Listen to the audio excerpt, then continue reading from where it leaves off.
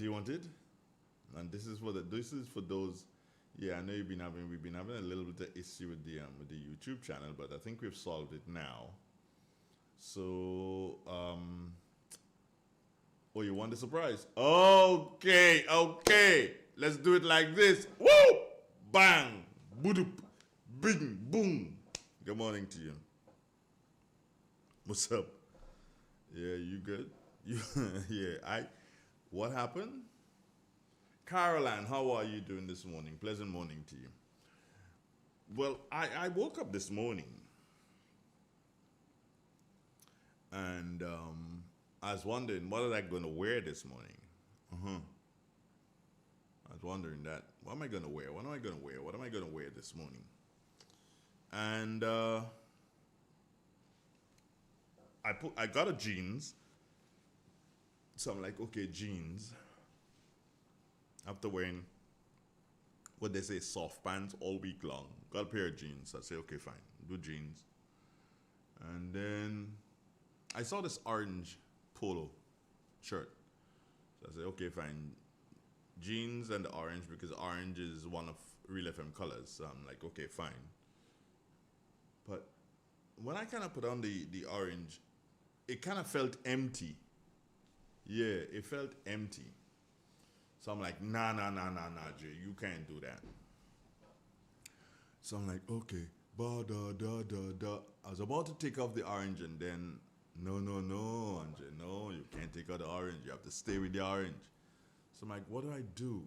And then I remembered, oh, Jay, you got another one of those blazers there. You wore the green one and the other one that's there, the blue one. You've worn that before, but you can put it on now this morning. So pull it on, yeah. And I kind of like the look, that blue and that orange hot this morning. Good morning. Oh, we lost that color there. But that blue and that orange, smack, boom. Yeah, got it going this morning. And I know, because I'm feeling it. Sometimes you feel it, eh? When you, good morning to my sister who just asked me what happened to the YouTube feed. Well, you see it's fixed now. You've seen me. Right. And my sister would understand this. When I wake up in the morning, I telling you honestly, I don't have how call it thing? Hot and cold water. No. I can't afford that. I can't afford that right now. I'd love to at home. I'd love to, but I can't afford it right now. So that cold water in the morning, oh my God. I just dread it. But then when it hits you, you feel like kind of, wow, yeah. So yeah, you step into that bathroom, put on my slippers and step into that bathroom. Whoa, papi. I just step where I know the shower is going to hit and just open and it hits me in the head, bang! Yeah, then I know, okay, fine, yeah, I'm ready. So and then I kind of body wash thing there. Somebody give me one. So I was kind of chunks it, yeah, a little bit in a thing. And I kind of thing like, I make a lot of lather and thing and well thing, so I happening. Yeah. And then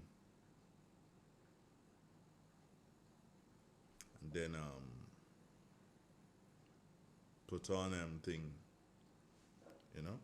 smell sweet. Ooh. I tell you something, I was wondering last week I was home and by myself and I was wondering, they just chilling, just thinking about me and my life and everything like that. And I was saying, well, what do I like the most? In terms, you have like a vanity self, eh? What do I like the most? And then, things that I really like, that thing, then I realized I love shoes. I love shoes. Trust me, if you bring me a pair of shoes, you are it in my books. Trust me. Size 11, 11 and a half. But no, honestly, I love shoes. Shoes are that serious passion for me. You know, so much so that there are times when I go, I 2 weeks ago I wore a pair of black shoes to work. When I got back home, I feel the heel start to move. So I had to take it to the shoemaker, almost at the tailor, the shoemaker, so I could have it stitched. Yeah, because it's a real night. Good morning, Chunky McIntyre. How you doing, my brother? Charmaine Ragbasin, Jerome Kenneth Lewis, and Angel Map. Good morning to you, Shelma, Jeremiah, Theresa Joseph Insider. Toronto, good morning to you, Joyce Francois. Ivor Holas is saying that the volume is too low. I don't understand how the volume could be too low. There is absolutely no reason why, but do a check on it, and let me see if other persons will be telling me that the volume is too low. I don't know. Chunky, you good?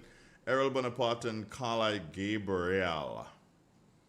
I don't know. Carla is also saying that it's sounding on the low side this morning. This is kind of interesting. I don't know why you should be sounding on the low side this morning. There's absolutely no...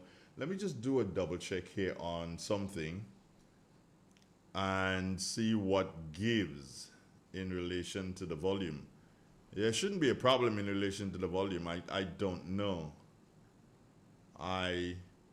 I've checked it. My levels are pretty good in front of me, so I don't know. I don't know what's going on. Everybody just saying, yes, it is low. How could it be? That volume button here is up. Maybe I'm speaking too low.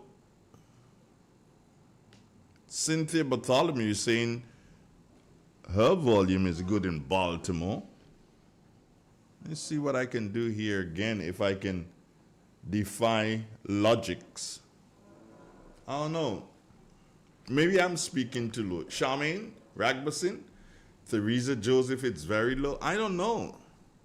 You guys want to restart your system, because there's nothing here that's different.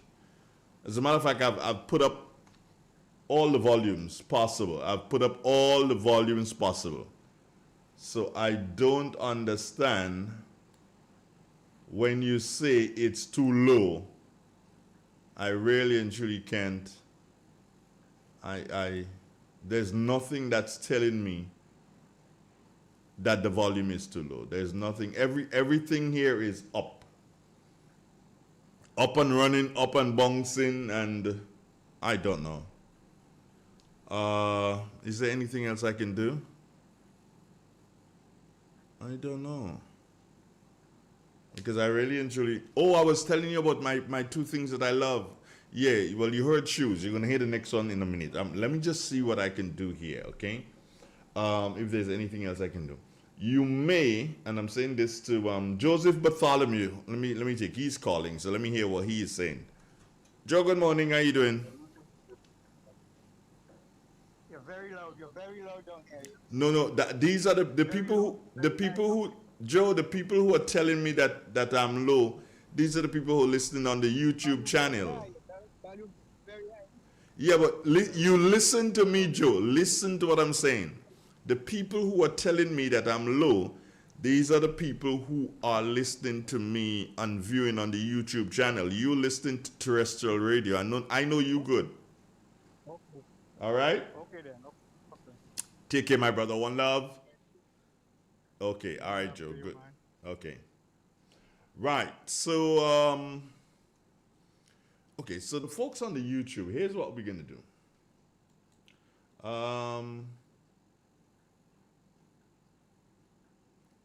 Those of you who are hearing me low, as you claimed, on the YouTube channel, those of you who are viewing and listening on the YouTube channel, I want you to tell me, like now, what do you think of the levels? Are the levels too low now? Are they good? Lucy Joy Manzini, what's up, girlfriend? Yeah, Adriana Alexander, she's saying loud and clear. Nerissa, good morning to you. All right, let's call. I'm coming to you. Give me a minute. Let me see. Gemma James, loud and clear in Texas. All right, on the YouTube. Let me see. I don't know. There's some people who are getting it low, and I really want to make sure that everybody's okay. You know, Theresa Joseph, tell me something. Tell me what's up with you now? Are you hearing any better? Yeah, and I want Theresa Joseph to tell me. Yeah. Kim Creedland, good morning. Cynthia Bartholomew saying loud and clear, but I want Theresa. Theresa is saying it's good now. Okay, so if Theresa say good, it's good. Forget everybody else. I love you, Theresa. I love you. I love you. We got somebody online though. Good morning. Good morning, Mr. Donald, and how are you? Joy Mancini. I am hearing you loud and clear on my end, and I'm listening on YouTube. You're listening on YouTube. Where are you located, Joy?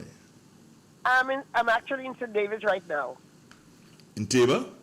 Yes. Okay. I find you just kind of get on.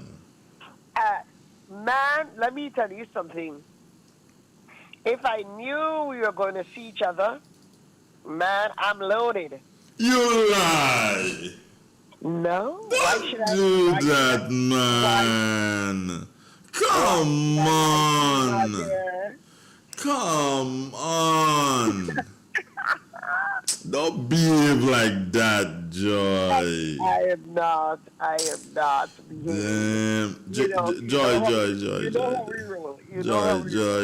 Oh my God. Nah, Joy. Well, I had to come and. I got a job at 2 for Pablo. Yes. You know what? I promise. His daughter works with Republic Bank in Grenville, so I have promised to drop a few there for her. No. So she can give it to him. No. Don't. Why? Don't. Are you crazy? No, you can't do that. Don't do. I will take it to him.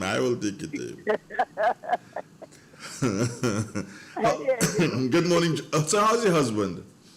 He's good. You look sharp this morning, man. I like it. Yeah. I kind of try a thing this morning. I said, nah. See, I had to think out the thing.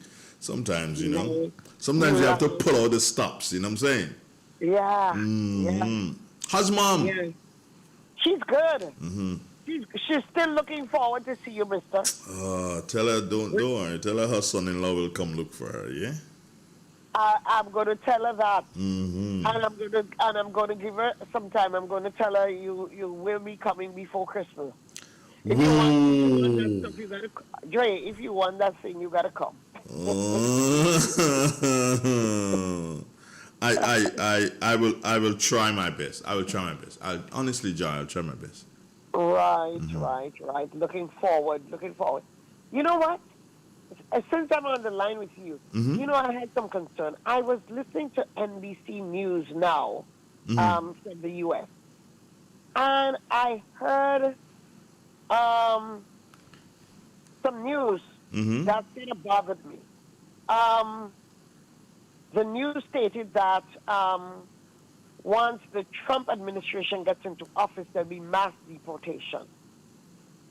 And they stated that the persons they're deporting are persons whose country do not want them. But they mentioned, and that's my concern, they mentioned that they're planning to send some of these people back to countries in the Caribbean, like the Bahamas, Turks and Caicos, Panama, and Grenada. Mm-hmm. So I am wondering, Trump, the administration has always been protesting and saying that they have criminals and all these things, that they don't want them in their country. What is going to happen? And if these people, some people are not against immigrants, mind you, but if some of these people could be persons who were seeking asylum and whatever, and they were not approved, and so they have fear of going back to their own country, and they be sent back, you know. But what arrangement has been made for them to be naming Grenada as one of the countries? The Prime Minister of the Bahamas has already made a statement that no, they don't want these immigrants coming back to their country. So what is going to happen? We cannot even support our own. Where are these people going to live? Some of these people have been in the U.S. and have been receiving things like food stamps, and they've been getting government assistance. What's going to happen? Isn't it going to be a burden to people here? What is going on? I hope. Let me before you go on and on and on. I was going to address this exactly what you're saying this morning because I picked it up. I picked it up yesterday. As a matter of fact, last night the last person to send a message to me was my son, and that's what he sent. Right. However, this morning, I received something, and it says official statement. There's a date. It's dated the 5th of December. And there is the coat of arms on that. And it says, the office of the Prime Minister advises that the government of Grenada has not engaged in any discussion regarding the deportation of migrants to Grenada. Furthermore, no proposal has been presented regarding this matter. This clarification comes amidst concerns raised surrounding an NBC News article claiming that the incoming Trump administration plans to deport some migrants to countries other than their own. And it ends there. Well, thank God for that. Hold on. Now, while yes, there is the, and I'm being straight here. While yes, there's a coat of arms, and then it says press secretary, Prime Minister's office. Realize this, this is saying the press secretary, Prime Minister's office. The Prime Minister needs to come out and say something. You cannot give me that from the press secretary. Joking making. You cannot give me that from the press secretary, because based on what this says, looking on the right-hand side of the letter, it says press secretary, Prime Minister's office, 6th floor, ministerial complex, Botanical Garden, St. George, Grenada, email, yada yada yada. As a matter of fact, the email that I would have to respond to if I wanted to respond to this would be the email address of the press secretary. Okay. And hey, no.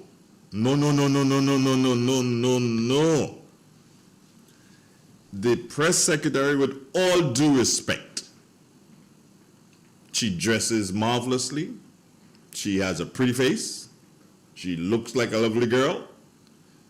Sometimes I don't agree with things that she say, and this is one of the occasions I am not agreeing with this. I ain't taking this. That statement that was made that was not made by Real FM, the station in the bush, you know. That was made by NBC. Exactly. That was a statement coming out from NBC. That statement has already been replied to by the people in Turks and Caicos, not just a press secretary. How the hell are you going to send a press? How are you going to send a press? What? The Prime Minister of the Bahamas has responded to that too. Well, exactly. Good. I mean, come on. We have to understand, you know, there are horses for courses. Exactly. On a situation like that,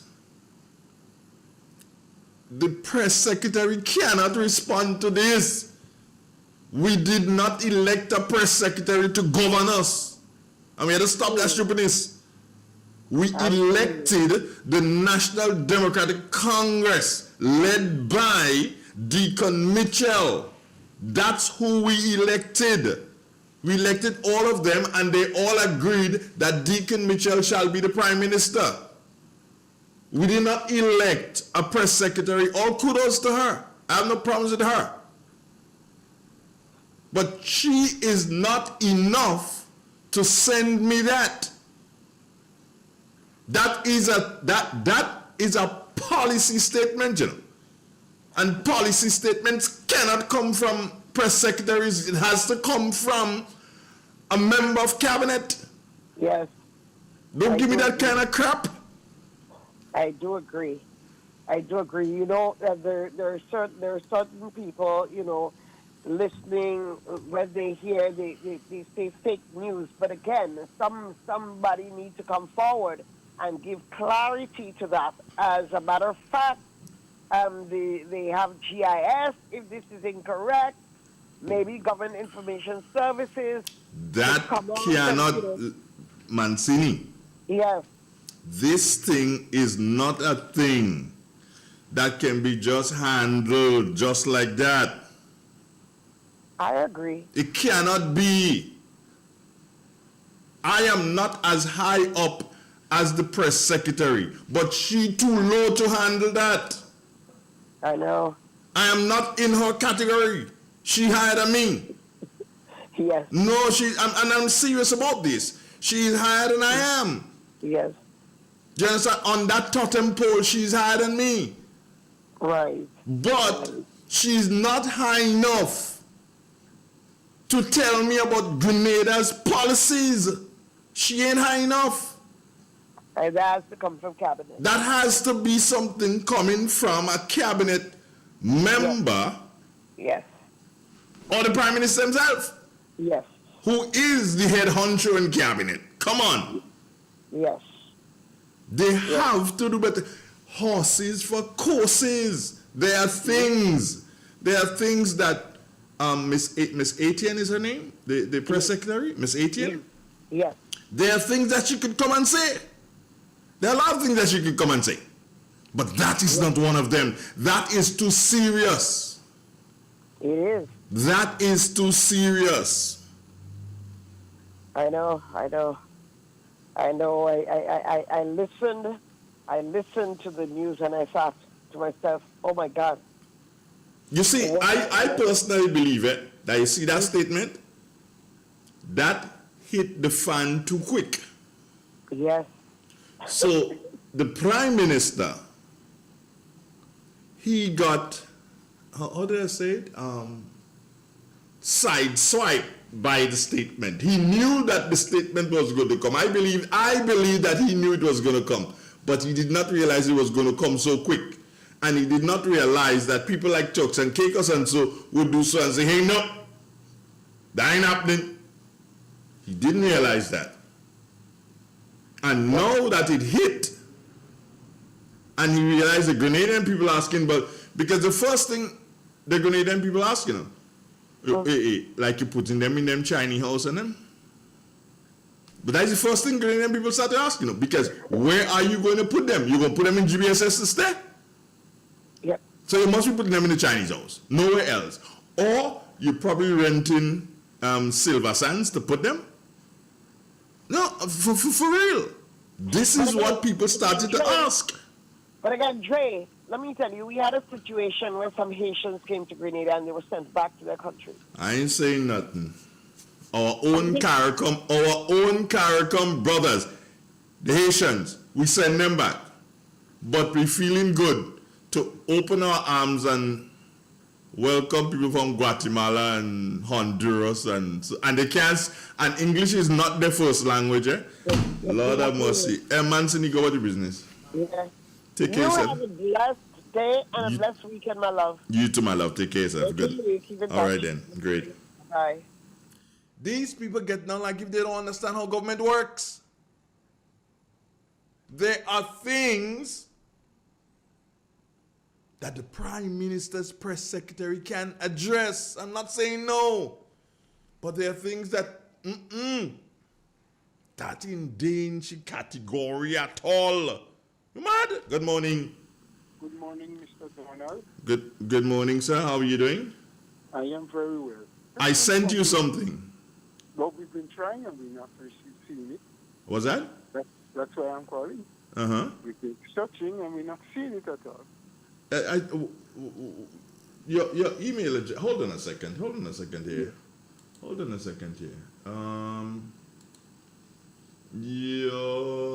on again. Let me resend it. So it's Roland, Roland B. Rola as one word. Say that again. Give me again.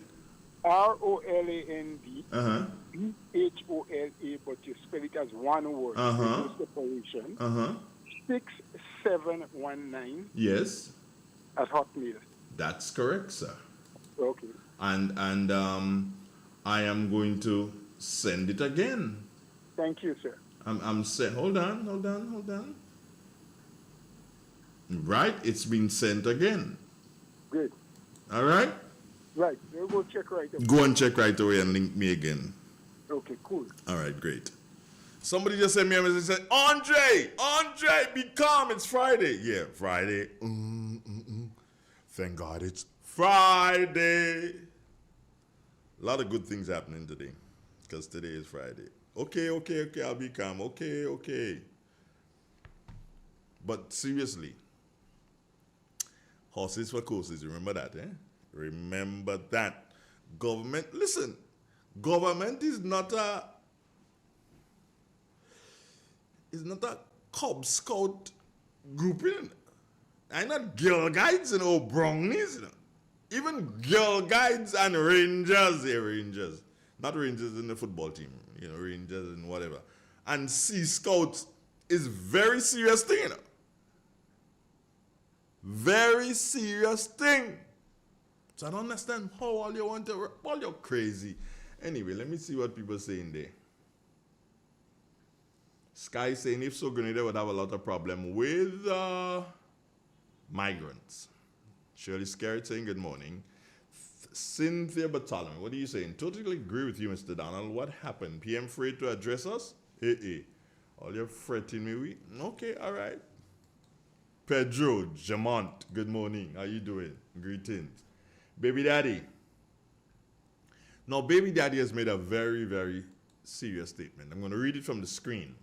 Yeah, it's on the screen. I'm going to read it. It said, these people is coming to vote for the next election.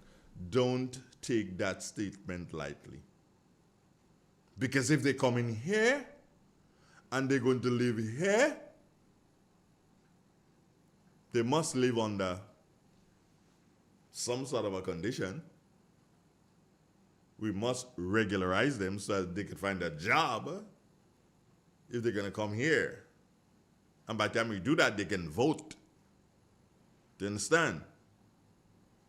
Don't take this thing lightly.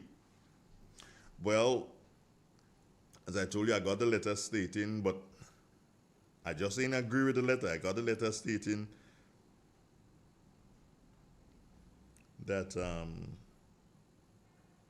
the office of the Prime Minister, no, listen, and listen to this very carefully. The office of the Prime Minister advises that, right? The office of the Prime Minister. The office, not him. It don't have to be him. He probably didn't even see that yet. But the office responded, good morning, how are you doing? Good morning to you, Mr. Andrew. Good morning, Mr. Bridgman. How are you today, sir? Bridgman enough, not Mr. Say again? Bridgman enough, not Mr. Good morning, Bridgman. How are you today? All right, for the time being. Mm-hmm. Yes, in this matter that Miss Mancini raised, and let me say good morning to Miss Mancini too. I saw it on television last night too, and heard the news.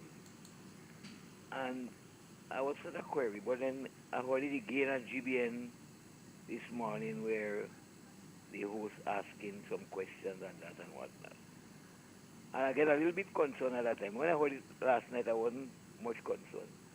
But if I understand clearly, is it Mr. Trump saying where these people would go, the countries that he will send them, first of all? And if that is true, how can Mr. Trump make a decision where these people will be going. I could understand you don't want them in America and decide that they're not going to stay in America, but why is the power that Mr. Trump would have, if that is so, to decide which countries that he will send them? That's one. Secondly, I in full support with you that a message like that should come from the Prime Minister, not the Press Secretary. Understanding that the Press Secretary will be speaking on behalf of the Prime Minister too, but a thing like that, I will hope that the Prime Minister make a statement on that and not just the Press Secretary. And I don't think I heard in the statement what the reply really was, whether what stand does the government intend or take. So if you heard those things, please help me. You were listening to me, and I would have given you everything that I heard. There's nothing else that I can give to you. So we are we aware whether or not the Prime Minister has received any questionnaire or anything on that? As I just said to you, everything that you heard me say is what I have. I don't have any other communication from the Prime Minister directly or from his office. What I read is what I have. Okay, well, I totally satisfied with you that a statement like that, the person to advise Grenada, to tell Grenada anything, should be the Prime Minister. So perhaps he's just alarming, they're just alarming the thing, and the Prime Minister wants people to be of the idea that it's not so. Because I think the Prime Minister will know definitely that he has to address a matter like that, if that is so. Thank you at this point. Thank you, sir. Now, let me give a bit of advice here. And I'm trying to give this bit of advice to the Prime Minister's office, the office of the Prime Minister. Now, on that particular thing, the statement coming from the Prime Minister's press secretary should have been Prime Minister Deacon Mitchell, paraphrasing here, put it in AI and he'll give you how the thing should be written properly. Prime Minister Deacon Mitchell has become aware of a statement made by the U.S. television network NBC. Prime Minister will be addressing the nation on Monday evening in relation to such statement as made by NBC. Full stop. End of story. Put Grenadians to sit down now and wait on Monday evening. They can't say nothing between now and Monday. You understand? As simple as that. Put Grenadians on pause. Nobody can open them out. All them people and them what they NNP and they want to talk, they can't say nothing. They have to wait until Monday. Simple enough. And within that time, Prime Minister, you make a couple of calls. If you have to do some call back, whosoever you would have spoken, if you spoke to anybody before, and say, bah, I wanted to do this thing, but it didn't look like I could do this thing no more because I'm having some serious fight back from my people. So how we could work around something? Maybe I could give them island room to stay. And we put water and everything there for them and they go stay there for the time being and whatever. Something. But at least you have some time. You knock heads. You bring in your chief of staff and your other people and them and all. You knock heads between now and Monday. And Monday you come and as always looking prim and proper. Smooth. Yeah. You come Monday evening and you make a statement. But. Arch, let me just forget all you on this thing, man. Because really and truly, Really and truly, I ain't know, man. Somebody asked me privately here if I want to work as press secretary. Nah! Nah. Miss Plenty, good morning. How are you? May, is that you, my darling? I hope it is. May, if that's you on the YouTube, yeah, good morning. Just, if it's you, May, just type yes. Oh my God. May, woo. May says, good morning, Andre. How are you and the real family? Okay, now you see, I had my guest lined up for this morning, you know. And my guest, the kind of one, I feel you want to back out, but finally he's made it in the movies. Finally, I'm seeing you there. Yeah, I'm seeing you there. Fine. That curtain, a little bit too much light coming in on that curtain behind you. So if we can get that curtain up, get things a bit darker there. Yeah, a little bit too much light in that curtain behind you. But well, now you,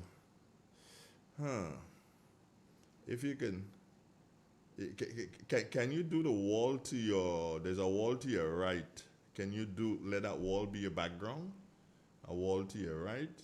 Is it possible? I don't know. I'm just trying to make sure that we don't have too much light getting into the camera. I mean, you look good. You look smooth. No, I can't hear you. You'll be able to hear me. I can't hear you right now. But you look good. You look smooth. Let's try that. If that works, then that works.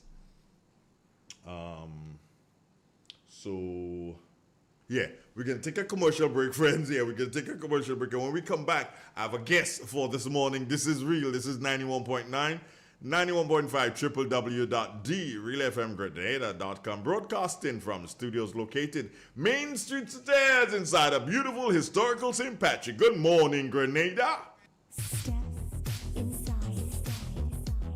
Immerse yourself in colors that come alive. Color by Sissons. Let your imagination run wild. Surround yourself in a world of color. Color by Sissons. Endless inspiration. Bold expression. Color by Sissons. Sissons. Express your style with Color by Sissons. Hello and welcome to your daily dental health tip. Is it normal for your gums to bleed when you brush your teeth? No. The health of the teeth cannot be separated from the health of the gums. When plaque is allowed to collect around the teeth and gums, the acid produced by the bacteria within the plaque irritates the gum and bone around the teeth. When plaque is not removed with a toothbrush and dental floss, it may be hardened and become calculus or tartar. Say cheese with ease. This has been your daily dental health tip. Your daily dental health tip is produced by the Health Promotion and Communication Department, Ministry of Health, and sponsored by Pan American Health Organization. Flow has got you covered. The Grenville Cooperative Credit Union, the credit union of Grenville, takes you where you want to be. Feel secure with the Credit Union of Grenville, taking care of all your financial needs, including savings, loans, mortgages, and sound financial advice. Serving you with branches on Jubilee Street in Grenville, Lucas Street in St. George's, and coming soon, our Grandstand sub-office. Call us on 442-8602 or visit one of our offices. With Grenville Cooperative Credit Union, your financial security is guaranteed. Santa Claus is coming to Grenada. Giving your home an upgrade this season? Elevate your space by being more water efficient. Check all water fixtures and appliances for leaks and make the necessary repairs. Leaky pipes could cost you. Use rainwater for cleaning in and around your home. Install water-efficient devices like faucet aerators, low-flow shower heads, high-efficiency toilets, and remember the high-efficiency washing machines. Visit G Cruise 473 on Facebook, Instagram, and X for more tips. The G Cruise Project wishes you a water-saving Christmas and a happy, healthy New Year.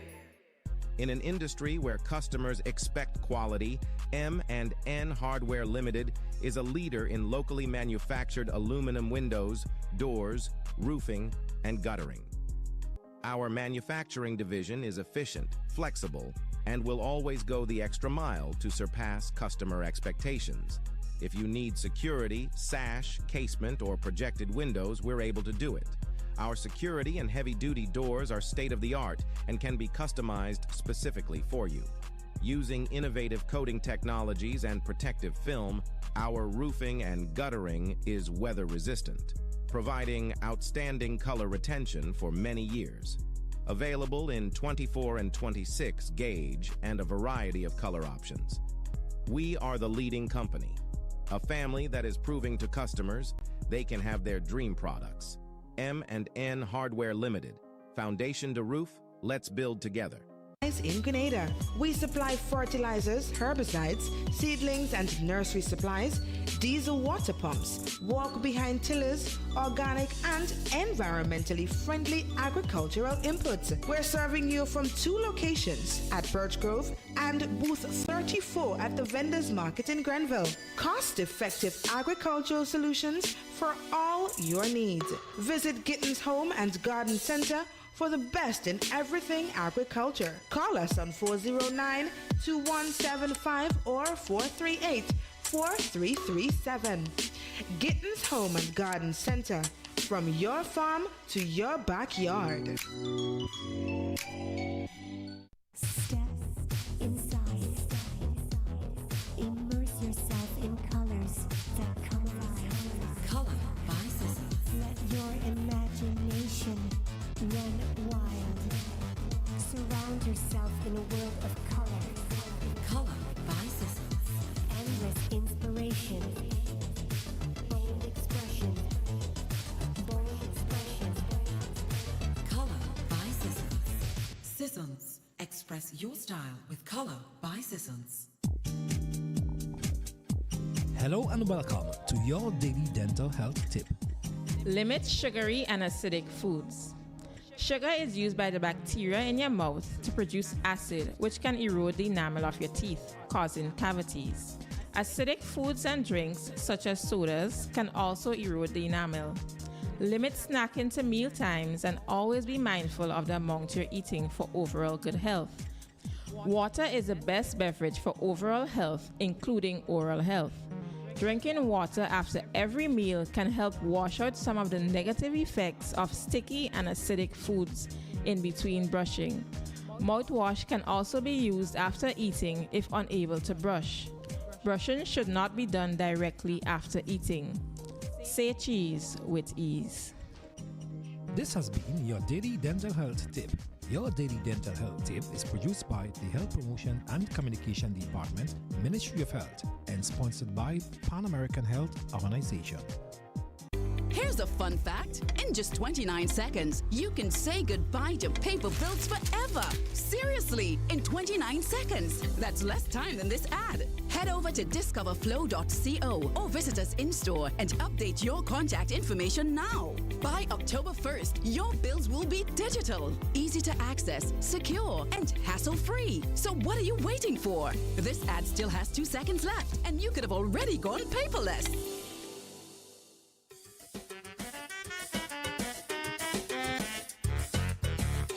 GCCU senior citizens, we are ready for our second senior bus tour. We had a blast last year. This year, we ain't missing out. I'm not disappointed. I'm enjoying it. I met a lot of my friends who I knew long before. I'm enjoying it. You ready? I'm ready. It's the second Sunday in December. That's December the 8th. We will tour the country visiting historic and scenic places. Lots of food, drinks, and entertainment. I'm at school meeting night in Sass. We and sat together and almost 20 years and you see that face, so you have to give it credit and applause for that. I wonder if Jillian Walters is coming again. A GCCU medical team will be on board. Free t-shirts will be available. Honestly speaking, it's awesome.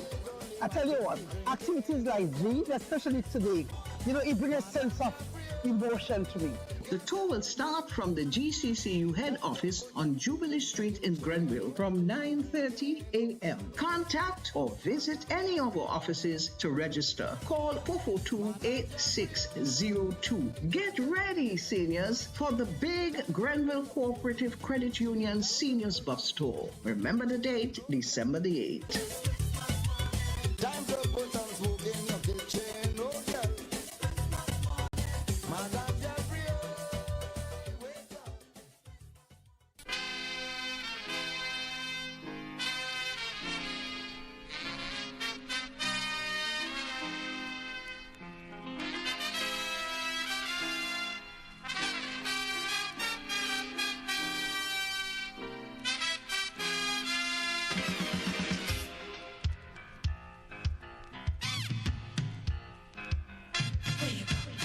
Where you walk, what you say, when you talk, where you go, where you walk, what you say, when you talk.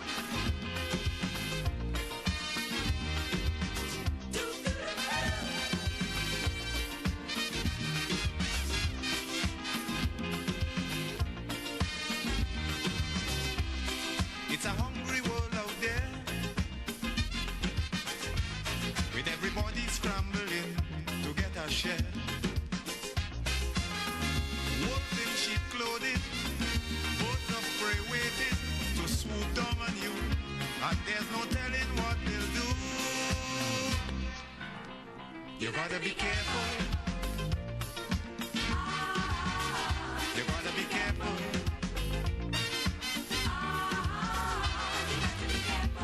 Where you go when you're walking,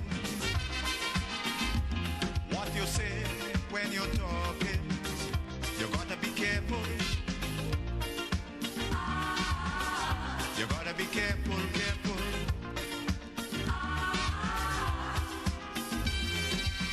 So, I'm back with you. Took the commercial break and back with you.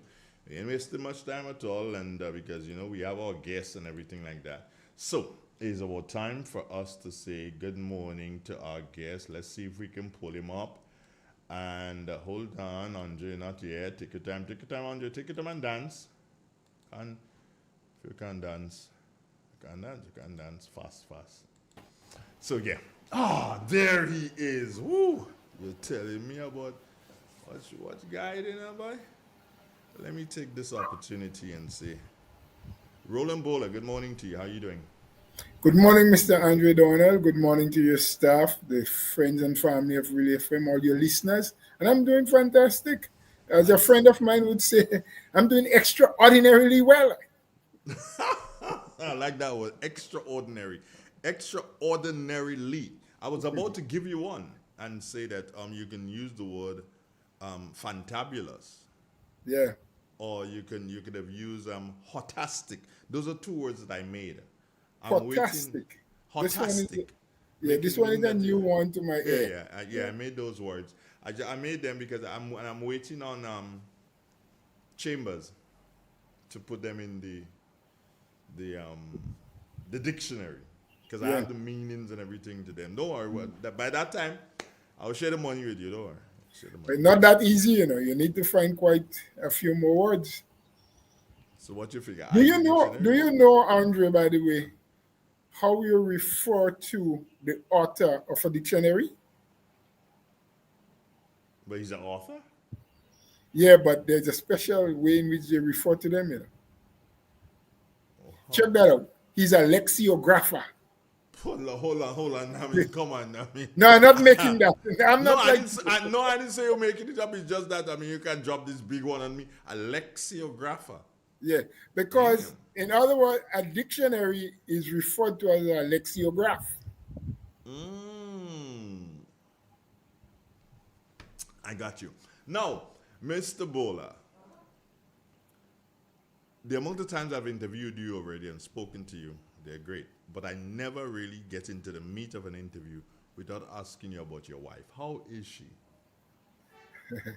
I'm going to use your word. She's fantabulous. All right, all right, all right. But she's all right, doing well. Roland. She's doing well. Wonderful, wonderful, Yeah. wonderful. Everybody else home, okay? Everybody else home is doing well. When my daughter, unofficially, yes, I should say, is on vacation from SGU. She's finished exams. So once they finish exams, they're home until they are closed officially for the Christmas season. And I've got two of them. The other one has, I think, her final exam today. Okay. Okay. That goes to SGU. Yeah, well, mine, she had exam yesterday. Mhm. And I think she has back to back to back next week, and probably that's it. That's it for her. So Yeah. she is due home from Barbados, I think, somewhere around the 21st, I think I heard her say. Well, cutting it close to Christmas, but what Yeah, you yeah. That child is a, well, let me not say a kind of child. She's a special kind of girl. Yeah, she does things differently. You know, she does things differently. She's basically coming for Christmas just to prepare Christmas dinner for her grandmother. If her grandmother wasn't alive, I didn't think she would even bother. She would even bother come. No, like daddy don't make sense. Daddy and mommy don't make no sense. She's They did their part already. Yeah, Yeah, she's Daddy and mommy did their part already. So, you know. So how you going, man? How things? How's that patch of soursop? That patch of soursop, Roland, that you planted down by the river there. How's that, man? It's not doing as good as it should have been doing had it not been for burial. Burial gave some destruction. Put quite a bit. I would say 2/3 of the field went down. Wow. Wow. The river? No. Just the wind and the fact that they were loaded at the time. So they were heavy. The trees were heavy and the strong wind. So, but I'm already replanting because young plants that I get, you know, the wife is very efficient with that. She will bag them, and I've been planting, and we've been bagging a lot of our sugar apples too. I had a lot of sugar apples as well. I've lost quite a lot of trees, but I've started replanting already. I'm not waiting on the propagation station. They will come in with some plants sometime, probably the middle of next year. But hopefully by then I would be far advanced. Your sugar apples, did they have a lot of fruit on them also? Yes, most of them was heavy with fruits at the time of burial. Yes. Yeah. And every time you talk about propagating, once you mention that word, I remember speaking to you one time. You were not even the Minister for Agriculture at that time, but we were speaking. And it was live on Real FM at our first location. And Roland, you spoke about someone who got some plants from Maribor. They bought the plants from Maribor. It was saursop and mango plants. And they put it in the proper place by the outside bathroom, so it will have water, so it wouldn't, wither up and die. But you indicated to me that after about a year or two, you went back by the post and you still saw the plants right there. They were just getting ready to bear. I'll never ever forget that statement. So every time I hear propagation, I'm thinking bathroom, outside bathroom, plants there by outside. Well, that was just an isolated case. There have been a number of other farmers, the fact being known, that get a lot of plants from the propagation station. They apply, they put in their mongs. The extension officers may or may not visit their plot and recognize, yes, they do need. And they remain there. That's where they stay. They never plant them. And I think I made that statement to you on the basis that the plants are being subsidized by government. What we pay for a plant at the propagation station is not the real cost of the plant. And I was concerned that there you have government, whichever, and I wasn't talking specific because I wasn't even in government. I don't know if I was in government, but at least not in agriculture. Putting in monies, and we hear all the time our farmers complain that government is not helping, they're not doing enough, and maybe so, maybe they can do more. But I always believe that they need to spend the money smarter than they are spending now, because I do know that governments, and I'm talking plurality now, because some people tend to attach you to one particular government. I'm just speaking government in general. do put in a lot of resources into agriculture, but for some reason, we don't see the end product. We don't see how it multiplies and give us more. So farmers buy the plants at subsidized prices, and then they couldn't be bothered, or they never had the time, or they don't have additional resources to pay people to help them clean up the land and dig the holes and whatever have you. And so if you do a proper calculation, if the records are being kept properly, you will recognize that on an annual basis, you lose X amount of thousands of dollars from the fact that plant was propagated, all of the money is paid up front by the government. Farmers are giving at a reduced price, maybe 50%, 60% less than what it costs. And these plants never really bring forth anything because they were wasted. So I'm just saying that we need to look at things differently in the way we utilize the resources we get from government. Bowler, just to let folks know that I invited you here to this program this morning, and the intention was, and still is, and it will happen, to speak to you about your party's convention, which is coming up on the 15th, Sunday the 15th, is that correct? Sunday the 15th. However, there is something that's trending that I must ask you before we get into your party's business. But by the way, Sunday the 15th, do you have a location yet? Yes, St. Andrew's Anglican Secondary School, better known as SAS, where you went. Best school in Grenada. I don't know. I'm telling you. I'm just telling you. I'm hearing you. We are always sailing, remember that? We are always sailing. I thought you all was bleeding blue. That is a new set. That is a new set. Anyway, so well, that be that. But we'll get back to your party, your convention, and a couple other things. But what is trending and started to trend sometime yesterday is a story that came out on news network, cable news network, NBC. Did you happen to hear or see an article or hear a story as it relates to Grenada and migrants? I did. Last night I did hear it. A couple of names were called of some countries that the president-elect had said if they are unable to send migrants, those who they want to push back, some probably with criminal records, to the place of origin, there are some countries. I'm still not sure, and here is why I'm not sure.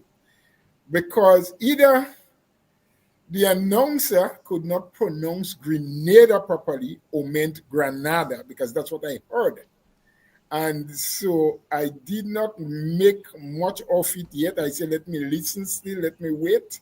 So I am not prepared to make a comment, but if they mean but I Grenada. I could tell you this, Bowler, when I heard the article, when I heard the story, when she said Granada, I instantly think, well, you ain't talking about me. But what made me realize is that the network, they brought up a map of the Caribbean. Okay. And they had arrows pointing to Grenada, to Turks and Caicos, and Bahamas. They had arrows pointing, identifying the countries. These arrows were in white. Yeah. Right? They were pointing to these countries. So that is when I knew that she was not, she made a mistake in terms of her pronunciation. But she was talking about Grenada. Okay. And with that, this morning, I received a note from the Prime Minister's office with the letterhead, and from the Prime Minister's press secretary, and saying that, I can read it for you so you get an idea of what the office of the Prime Minister is saying in relation to that. I mean, just pull it up here.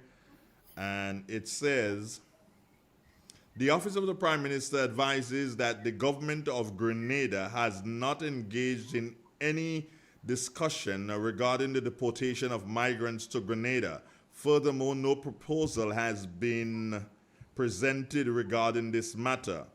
This clarification comes amidst concerns raised surrounding an NBC News article claiming that the incoming Trump administration plans to deport some migrants to countries other than their own end.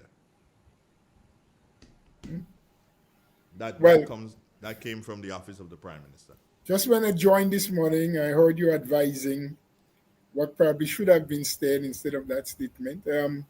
I'm not in media, so I won't be able to touch a lot on what should or should not have been said.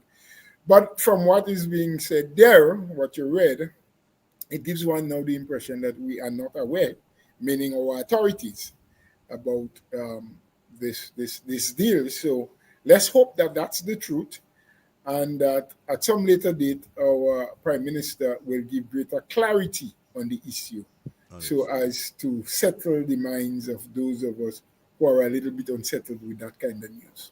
Okay. Now, let's dive into your political party.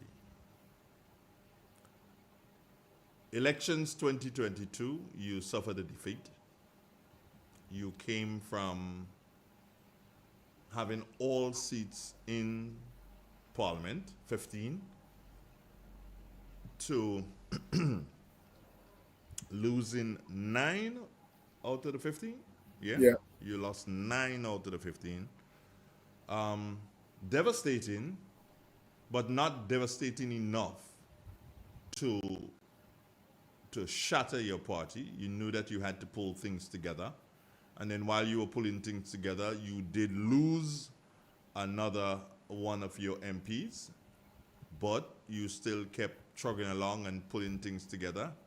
As General Secretary, how difficult was it for you at that particular point in time in terms of marshalling your forces and keeping your people focused and ensuring that the executive is staying in proper touch with the people, meaning the members of your party or the sympathizers or supporters of your party? And let me begin this way. Any loss to anybody, irrespective of what you are in, politics, cricket, football, any kind of sports, family member into business, is a hard thing to deal with.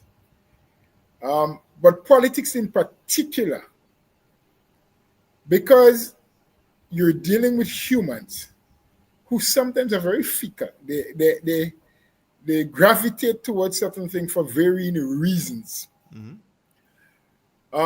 It was never and still isn't an easy task.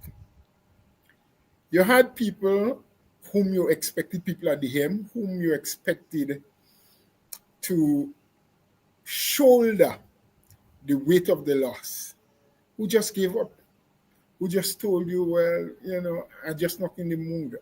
I can't deal with it. I haven't done enough grieving over the lost. I have not yet really concluded how we lost, so for now, leave me out. Mm-hmm. So, in other words, instead of the weight of the loss getting lighter, the days, weeks, and months after, it became heavier, because some of the pillars that you were hoping would be there to help you buttress that kind of a weight from the disaster was slipping away from you. But even the very people that you're talking about, the rank and file members now, the ordinary people at the constituency level, at the village level, the polling division level, many of them were not sure what is next for them to do. Mm-hmm. They were in a state of shock probably, but they were also very confused by the kind of promises that were made by the present administration during the campaign period. So now they have won. A lot of your members were kind of deciding, should I hold on to what I have and what I know, or should I cross now and probably make sure that I get my slice of that wonderful pie that is being offered. Mm-hmm. So it has always been a struggle. But as the time went by, the fact that the administration has not performed at a level that some people were expecting, their members and probably new people who came in, people who voted for them with the hope that their lot in life will improve. The economic downturn that we were seeing, the level of unemployment continued to increase, and so. And added to that, the suspicion, and in some instances, people were able to identify that there was some level of victimization for people who they felt were not genuine supporters of them.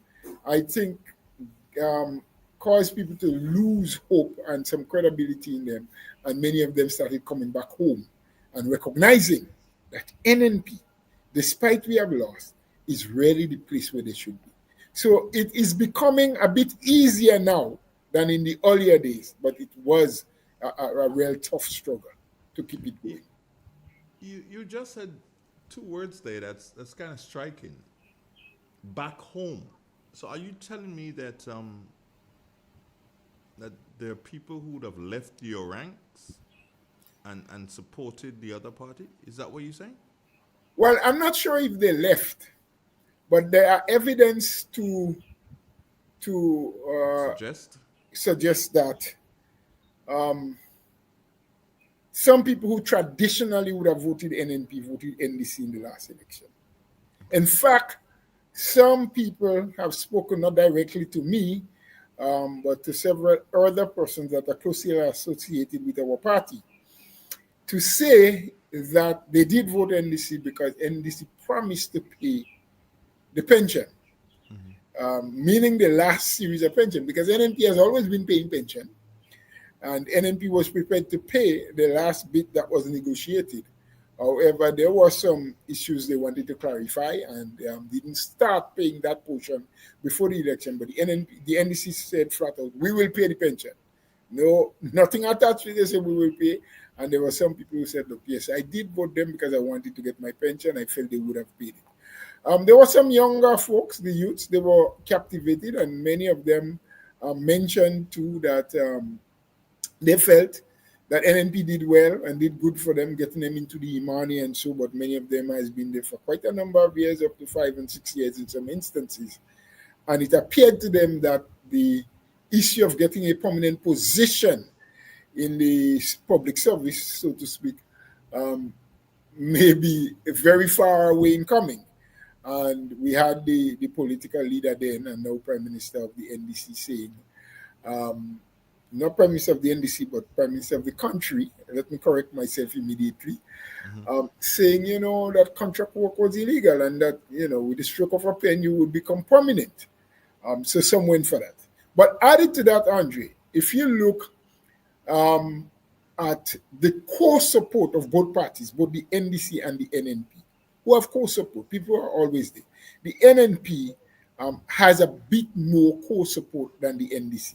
So in other words, for the NDC to have won the election, it meant that some undecided people who are normally in the middle, not NDC, not NNP, what we call swing votes, they give them different names, the on-the-fence people thing, the majority would have gone with NDC. And some of who normally would come with NNP would have gone with NDC for them to have been able to win. The whole idea of pension, Roland, because it is true that there are some people who were not even working. And based on how the pension was sold, the idea of paying pension was sold, some people who were not even working, some people who never even worked with government, they expected to receive pension. Were you aware of that? Of course. I had a perfect example which I would share with you. So therein lies an issue that I believe us as NNP, as the party in office at the time, while we did some work, I think we failed ourselves by not properly explaining this whole pension issue to sufficient numbers of people in a way that they would understand it. Yes? I had a friend that worked with one of, well, as we refer to them, the clothes store in Grenville, an Indian, whether they're from wherever we call them Indians, that's the common way in which we refer to them. Yeah. And when the election was over and the NDC won, I met her and she said, yes, Bola, yes. All you didn't want to pay the pension, NDC, we now get my pension now. I will get my pension now. She's never worked with government. She was never a public servant. She had never worked in any entity where she would have expected. All her life, she did little bits and pieces here and there until she got a job working in that store. I did not go further with her at that time, but it's a perfect example of what you're speaking about in that people hold pension, because some people also mistakenly see the public assistance program and refer to it as a government pension. And in the minds of some people, that is what they thought was going to be paid to all Grenadians. Okay. But Bola, one of the things though too, and shed some light here on this, especially for your listeners, the NDC did not speak anything about pension reform during their campaign. Now they are starting to speak of pension reform to the public service. Do you see this as okay? How do you see it? How do you see them? You didn't mention it. You didn't. You basically said that was not going to happen. However, now you have in there and you're saying, hey, we must talk pension reform. How do you see that? Well, I would just say they were very manipulative in the way they put the information out. Intellectual fraud. I will use that terminology to refer to them because intellectually they were aware. They knew you must have brought in pension reform. The 1958? Yeah. The 1958 Pension Act in its form is not conducive and cannot work in today's condition. And it would bankrupt any country and any government if you continue to work with it as the standard way of determining how to pay pension. So there was a way, because a lot of discussions was being held on that before. And we were out there trying to sell that to people. All they told people is, we will pay pension, which was a very emotional thing. Money is an emotional thing. Money makes people do a lot of strange things, and it's only after the fact they tend to think back and realize, oh, that is what I did. And they knew that. So they played on that level of ignorance, in inverted commas, but also on the emotional nature of a human being when they hear about money and money that is expected to come to them. So they were not being very honest, yes? But your government, Roland, your government and your prime minister at the time, he called on the unions and asked them to engage in pension reform talks, but the unions basically said, no, pay me. And that was part of the reason why the pension payment was not started, because the government was trying to get the union to commit. Come, let us start the discussion. We'll have the money, we'll pay the pension, we are not going to appeal the case, but we need to discuss that, because going forward, we cannot continue. And they, in principle, I agreed, you know. And I don't want to go back too far into this thing, but Andrew, remember all of this thing with the court matters started by virtue of the fact that the government made an offer to the unions.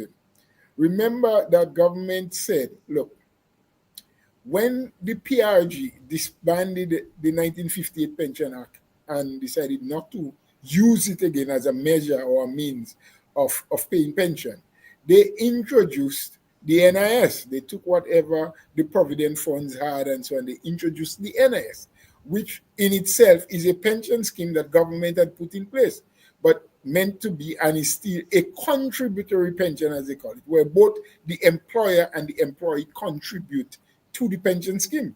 The 1958 Pension Act allows only the employer to be the one paying. But the NIS means both employer, employee, you contribute when you get to the age and what have you, you get your payment.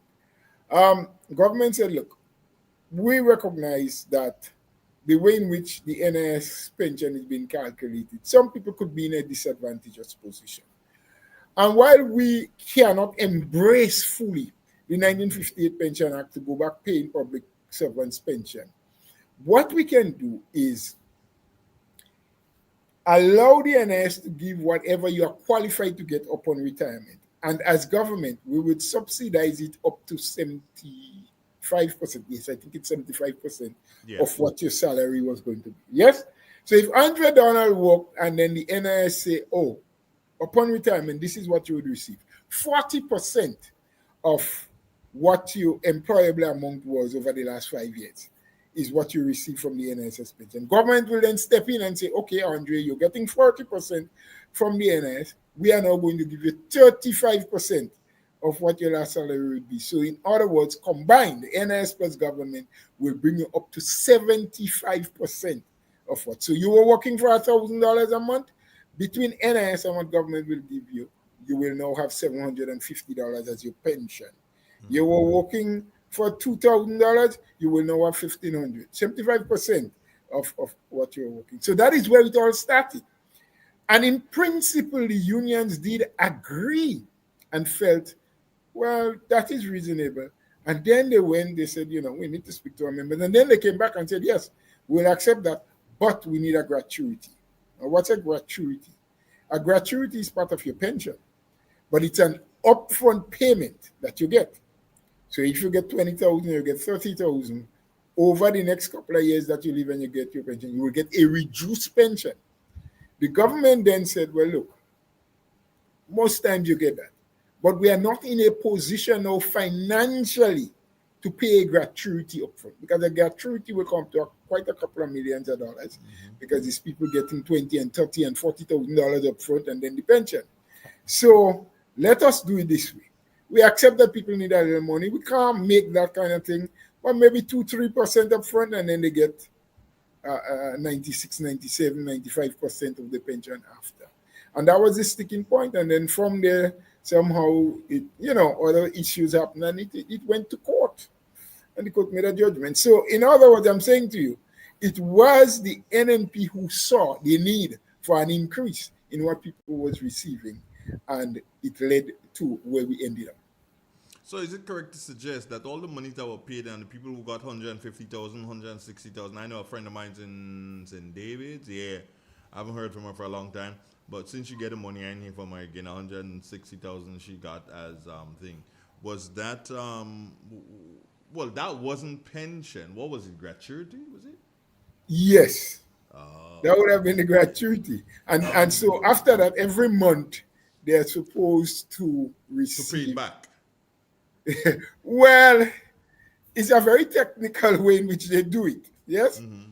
So let us presume, and we're just using random figures here. Yeah. That based on the calculations, your pension at its full amount would have been $1,500 a month. Yes? Mm-hmm. Mm-hmm. But by virtue of you getting a gratuity, which may be 20%, because they calculate it over a certain number of years. There is a life expectancy thing. I can't give you all of the calculations now. So they calculate in your lifetime, Andre, after you retire, you would receive pension for so many years, 20 years, 25 years, whatever, based on the calculation. So they say, okay, over his lifetime of pension, he would receive $300,000. Gratuity gives you $100,000 upfront. Yes? So it means that it's $200,000 you are left with to collect. Yeah. But in a lot of instances, the life expectancy that they give you, sometimes people go over it. They can't stop your pension when the 20 years they calculate that you should receive. You live for 5 years more and say, well, you get 20 years already, 5 years. You get pension up to death. That's how the law is until you die. On the flip side of it, a lot of other people who they calculate for 20 years, and I'm just using random figures here, may live for 10. You understand? So it balances off itself in some way. So instead of you getting 1,500 because you got 100,000 upfront, you may get 1,300 or 1,200 because every month they keep back something to work out that 100 you got before. You have to pay it back. That is You got to pay it back. I agree with you, but it's highly technical thing, and you need a lot of time, and you need the experts. I mean, I just have some basic knowledge of how these things work, but you need the experts in. I promise. I promise you this. I will get. I'll try next time to get Gregory Boyd. Oh yeah, So yeah. I'll try to get Gregory Boyd and toss Gregory that Boyd. at him and let him shred. Let him explain Yes, it better yes. than both of us can. Yes. I gotta say good morning to all the folks inside of New York. Denise, good morning to you, and you're listening. Good morning, and also to Jenny. How are you doing this morning? Trust that you guys are doing fine, and everybody else inside of New York who's listening and who is viewing. Top of the morning to you, and so glad that you can join us. Speaking here this morning with Roland Bowler on the extension for this Friday morning. 5 minutes nowadays before the 9 o'clock hour, and we chugging on. You spoke of employment, or should I put it better? Unemployment among the nation citizens today, especially the youth. Roland, how serious is it from where you sit? Well, it is serious, sir. I don't have the latest empirical data to share with you. But even towards the end of our term in office as NNP, it started growing a bit. We were able to slow it down a bit, but there were signs that the unemployment rate started growing. In fact, we were looking as a party and a government as to where and how, what more can we do to ensure that this thing doesn't run away, doesn't get out of hand. And from since the NDC got into office, there has been no major capital project. That's one place where government gives some temporary relief to unemployment. You have major capital projects ongoing in various parts of the island. So your capital side of the budget and its implementation says a lot. That's where people benefit. The recurrent side of the budget really only speaks to the public servants who are employed and the fixtures and furnitures and other expenses that government have. It is the capital side of the budget that gives you an idea whether or not there will be movement in the economy, whether or not people will get employment, young people especially.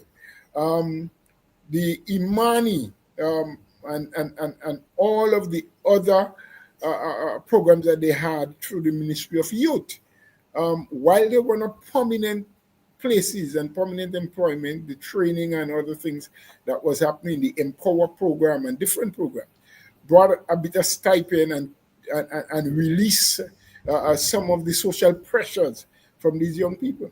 We have not seen a batch of Imani being taken in 2.5 years. We have not heard, only recently I heard that there was some movements with the Empower program. I don't know how many people or how far it has gone. So these are all indicators of the fact that we are not doing well as it relates to doing employment. Not permanently so, but even the temporary one. Even the debushing program, it is far apart. The numbers are less gangs in every constituency. So the numbers of people that were able to get some temporary relief through this program has dropped significantly. Is it strange, Bowler, for a government who has already gone through a budget for 2022, a budget for 2023, a budget for 2024, that's 3, about to read a budget for 2025, which would make it 4. Is it strange that in 3 budgets, you have not had not even one capital project? It is more than strange. It is more than strange, Andrew. It is, and I want to put it in a very nice way, not to be accused of. I mean, it shows lack of vision, lack of care, a total misunderstanding of what governance mean and how to take care of our people. The bottom line is about having love and respect for people. Because a lot of capital projects are done, one, because they are necessary, they're needed, bridge construction, schools, buildings, what have you. But also because you are aware as a government that the local people will benefit in a big way when these projects are on, especially the construction projects. Plus that, beside the construction workers, you have 2-3 ladies in the village based on where the project is happening who are able to sell the little bakes and saltfish, some little coconut tarts, or little what we call gospel juice, whatever it is. Farmers come around with the melon. You have an orange tree, you can pick them and go sell it because the guys are right there, they're walking right there, they take a little bucket around with drinks.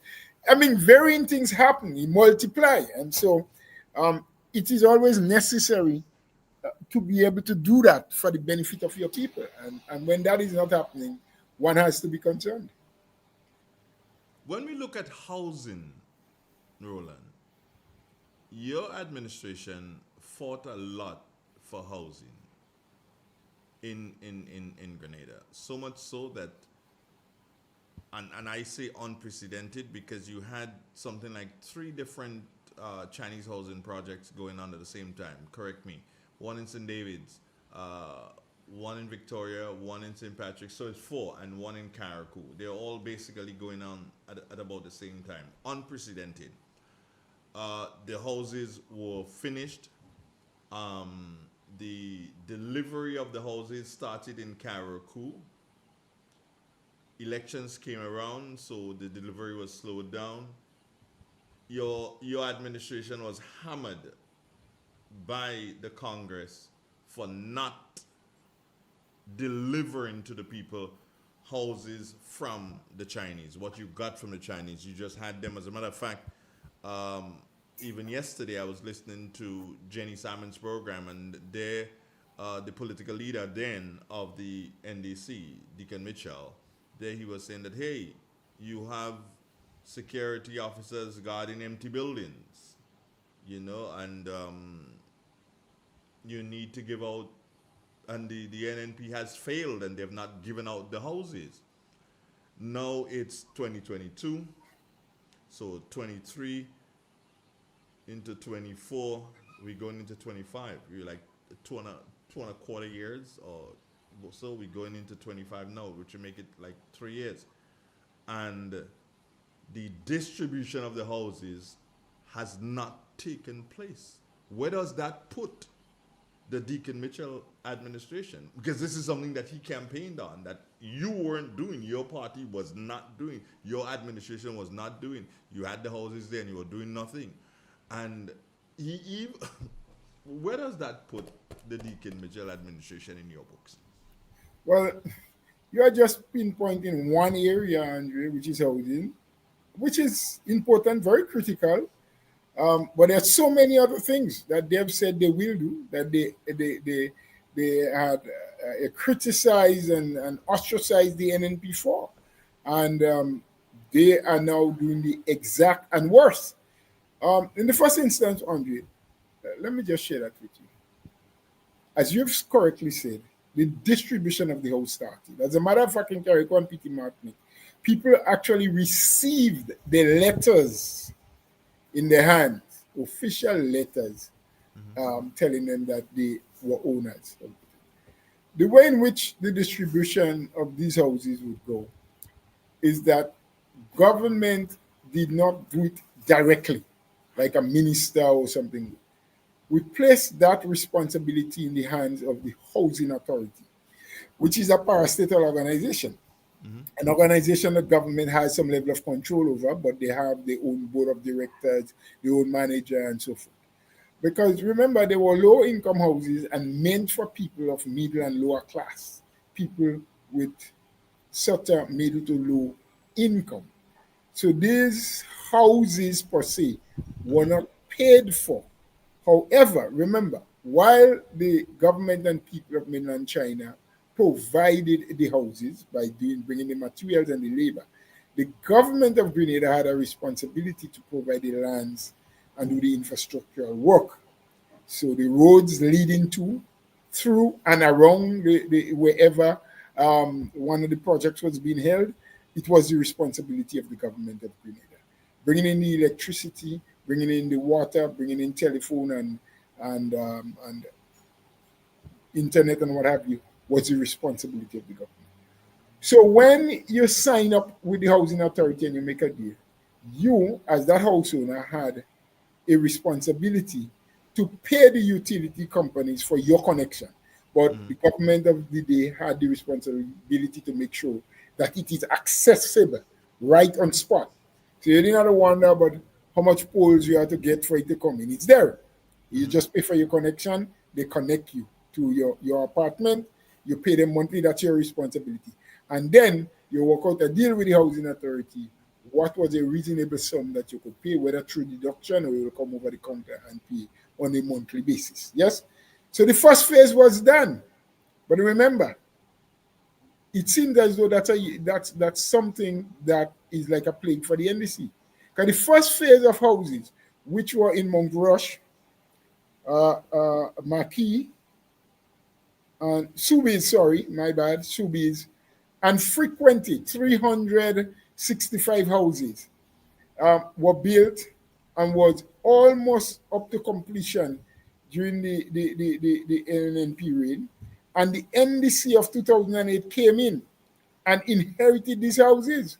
And the only thing left to be done then was the sewer system for completion. And they spent the full amount of time, the full term in office, and nothing was done, not a house was distributed.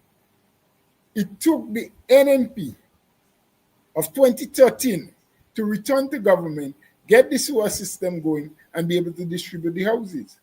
You have this NDC now, who came in, met the houses there, yes. I think the one in St. David's in particular, there was some remedial work and so that had to be done, but most of the others were ready. Applications were already being received by the housing authority, and they were about to go into the process of interviewing and selecting people to be placed in those houses. And the election came. And look where we are today, 2.5 years later. They have not been distributed. Those in Carriacou, where the people had the letter of authority, the letters was taken back. And then the government said, listen, you know what? If you want a house, irrespective of who you are, what strata in society you sit at, once you go to a bank or some lending institution or you have your cash, pay in full, a house is yours. No consideration for the lower or middle income class, for whom the houses were built. But in addition to that, Andre, let me just say that after Hurricane Ivan, when Dr. Mitchell himself, with the late Elvin Nimrod as Minister of Foreign Affairs and others in the party who went to China, they negotiated for 2,000 low-income houses. 2,000. I want you to go back in history. So far, the first phase that I spoke about and this present phase that we're speaking about only amounts for 1,000. Now, remember, during 2008, the then Minister of Finance and so made a proposal to the Chinese people that, look, 1,000 is enough for us. And whatever the value of the second 1,000 houses will amount to, please give us in cash. Well, that never happened. NNP came back in 2013, and we made sure that we renegotiated that deal, and the other 1,000 houses are still there to be built. Now, 2.5 years later, after this NDC gets into office, we have not heard of any site that is being located. Maybe they are. We have not heard of it. We have not seen any earthworks or any sort of works being done to say that we're preparing a site in any community, any constituency, or any parish for another phase of Chinese houses. So it means that while housing is a very critical issue for us here in Grenada, and we're hearing about Project 500 and this and that and the other, there are houses still to be built by the Chinese that we're not seeing any moves being made to have them being built. Roland, I must ask this. It'll be remiss of me if I didn't ask this question. The former minister with responsibility for housing when the New National Party was in office is the Honorable Delma Thomas. She, of course, has crossed the floor and is now a minister in the National Democratic Congress administration. She physically started to give out the same houses you spoke about in Karaku. Yes. Today, it is being said that it was not done properly. What does that say? What does that say to her as an individual, as a minister in the previous government with responsibility for housing? And remember, she's basically the people who are in housing are they're the same people in housing at this particular point in time. About 75-80% of them are the same people in housing. But here is another administration saying that, hey, that wasn't done properly. How does Delma Thomas feel with this? Unfortunately, Mr. Donald, I can't tell you how she's feeling. We don't communicate that often for she to share her feelings with me, or I don't know if she would share it with me.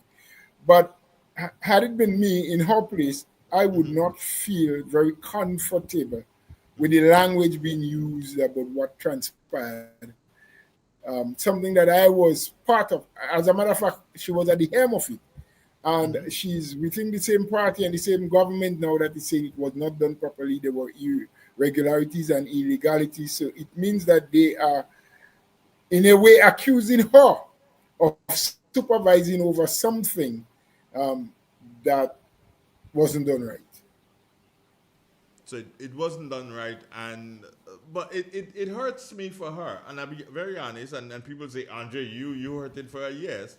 Because from one human being to another, it hurts me for her to have to go through that sort of an embarrassment and to be said that, hey, that wasn't done right. And she is right there and has to kowtow to that. It really does hurt me for her. And I wish her all the best with that.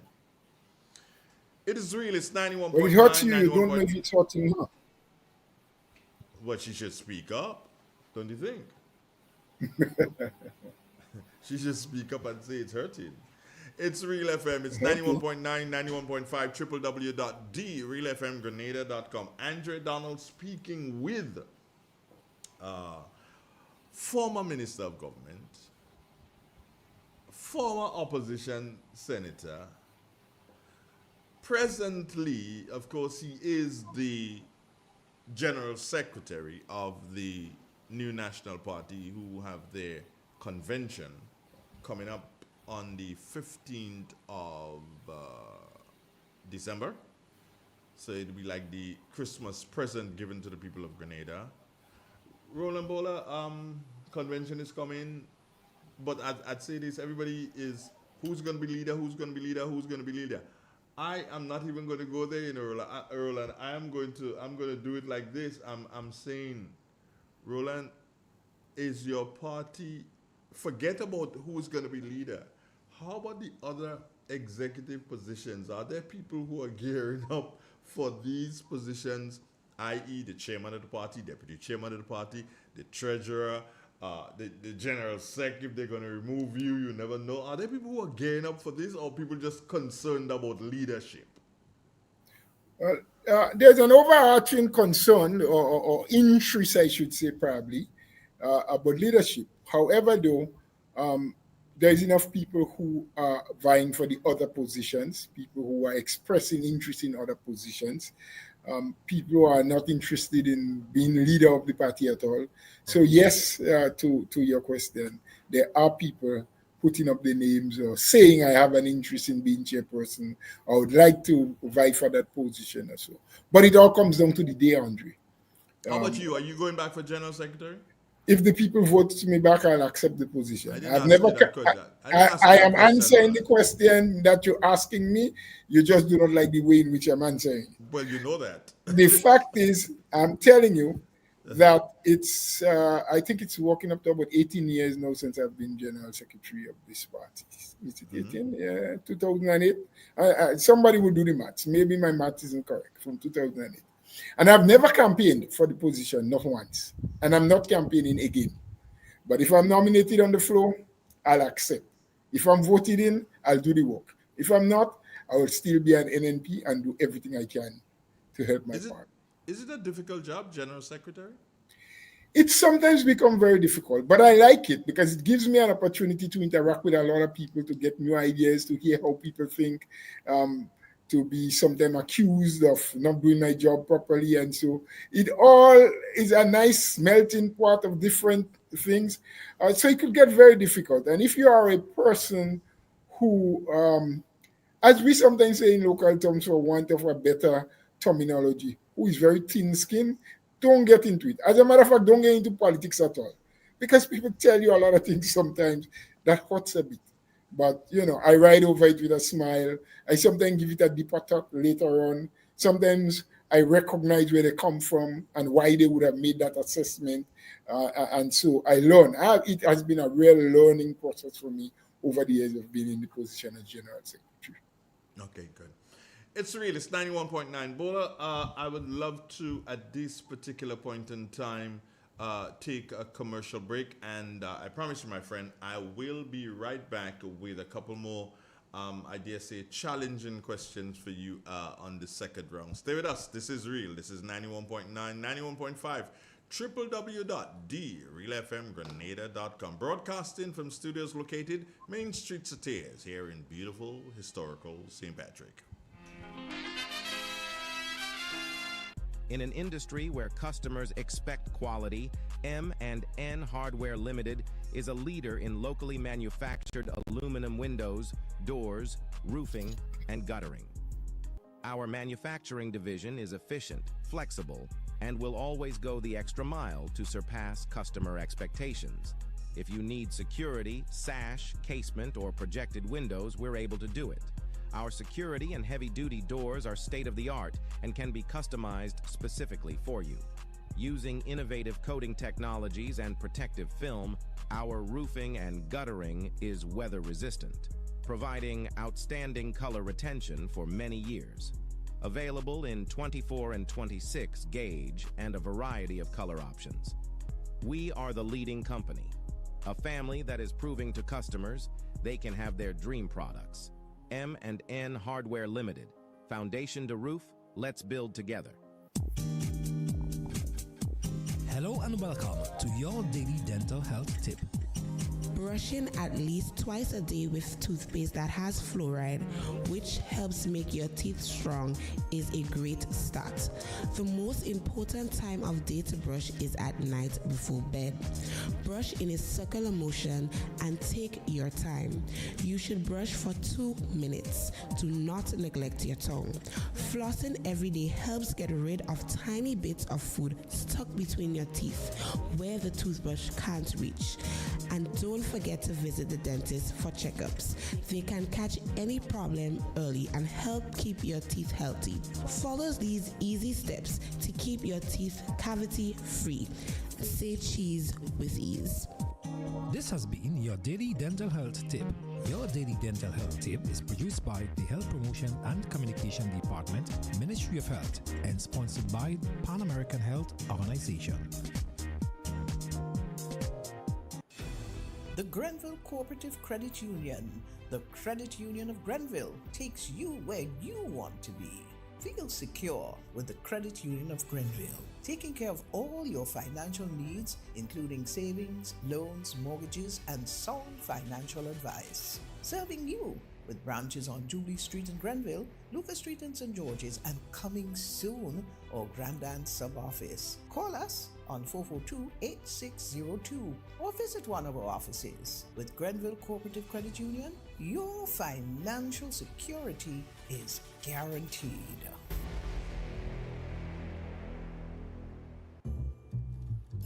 Getting ready for guests this season? Be a champion with these 5 water-saving tips for the kitchen. Thaw frozen hams in the fridge. Use the right size pots for cooking. Rinse fruits and vegetables in a bowl. And Santa says you get bonus points for reusing that water to feed your kitchen garden. Wash dishes in a basin of water. And add a faucet aerator to your kitchen sink. Visit G Cruise 473 on Facebook, Instagram, and X for more tips. The G Cruise Project wishes you a water-saving Christmas and a happy, healthy New Year. The St. Patrick's Catholic School presents their annual fair and dance on Friday, December 6th, 2024. Time from 1 p.m. at the school grounds. There will be attractive eats, an ice-cold bar, bouncing castle games, haunted house, and other entertainment. Bashment, $5 to enter. Dance starts at 9 p.m. and $20 is the entry fee. Music by Just Gus and Silky Dawn. Don't forget, on Friday, December 6th, 2024, the St. Patrick's Catholic School's annual school fair and dance. See you there. When I'm feeling under the weather.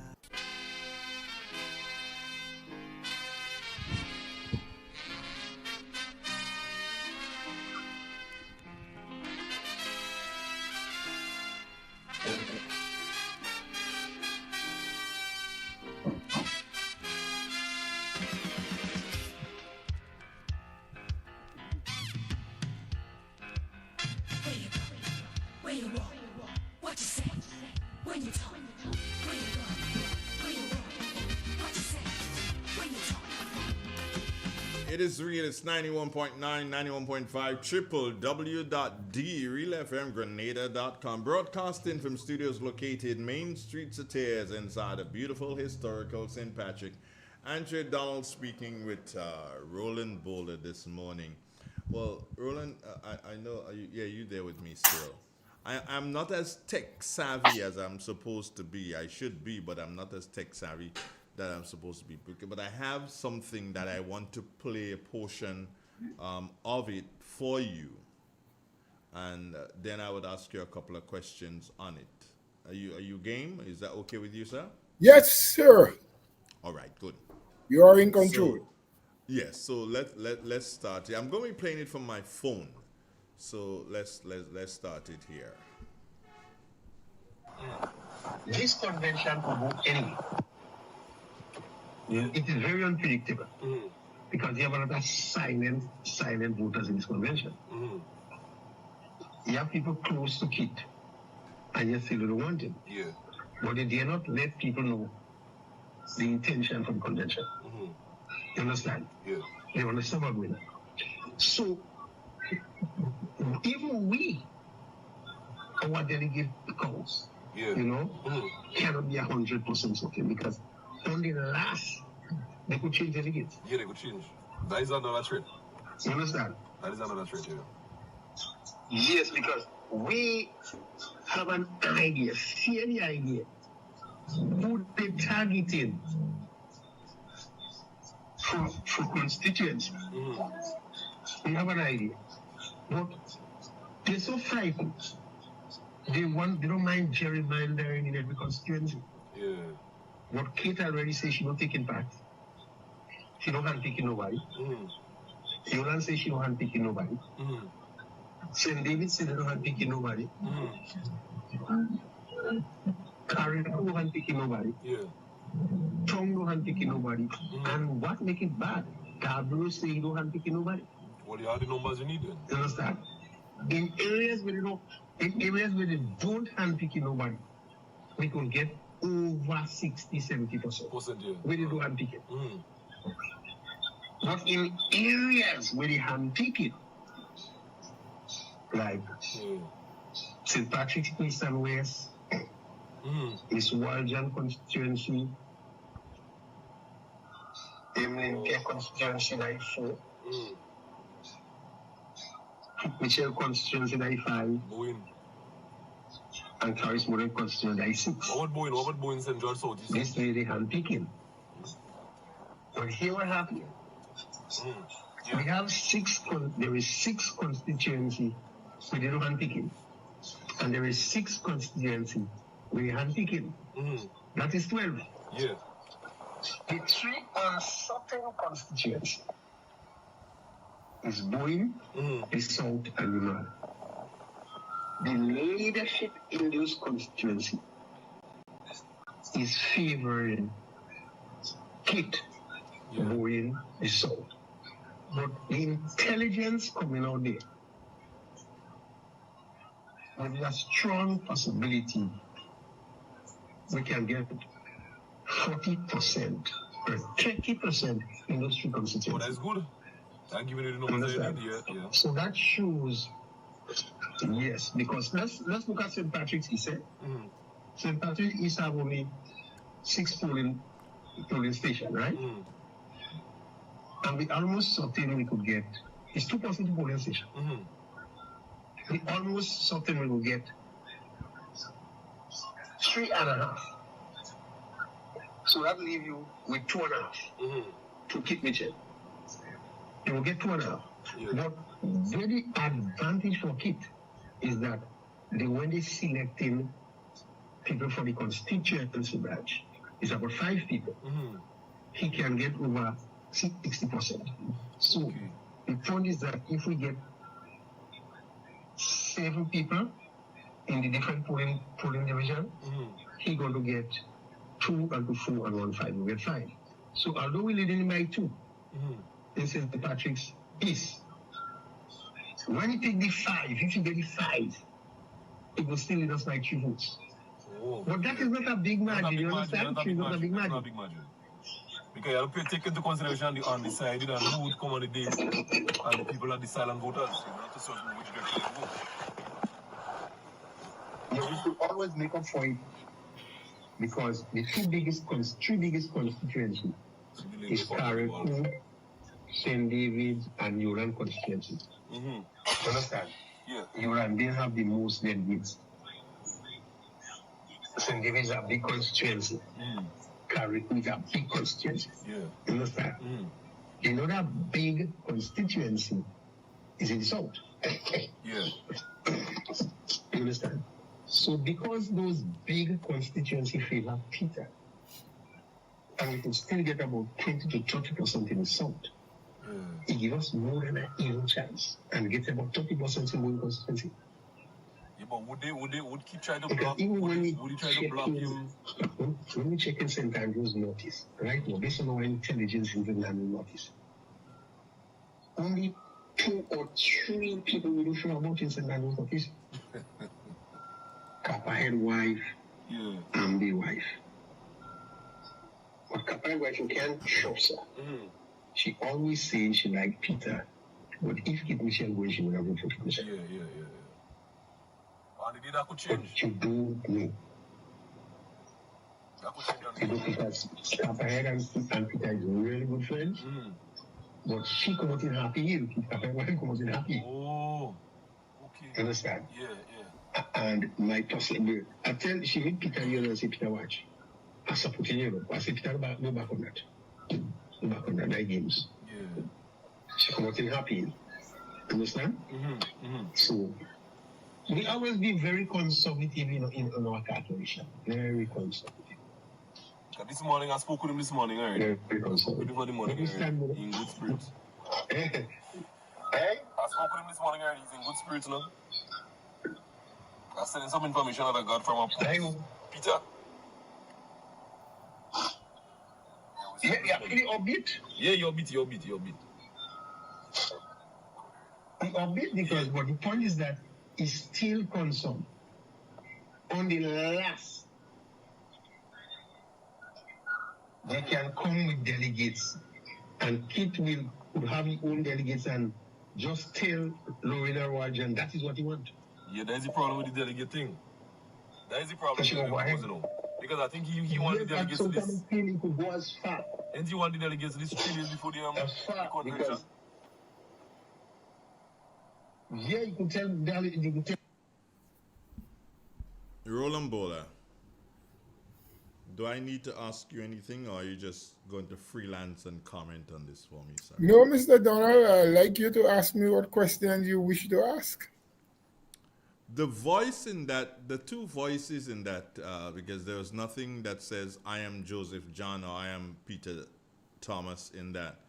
But based on my understanding of voices, I believe that one voice sounds like Ian Django Thomas from St. Andrew, and who is member of the National Democratic Congress, and the other voice sounds like Kennedy Jack Budlal, who is a member of the NNP.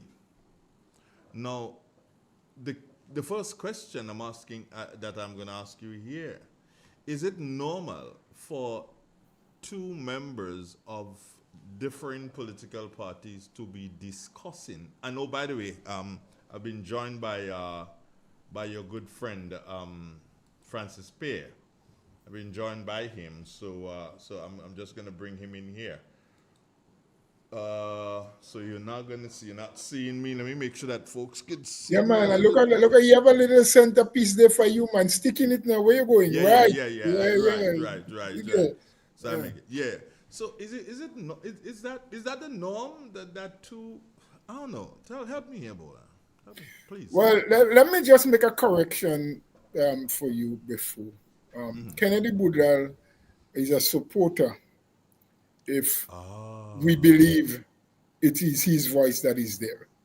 I don't necessarily believe that he is a member.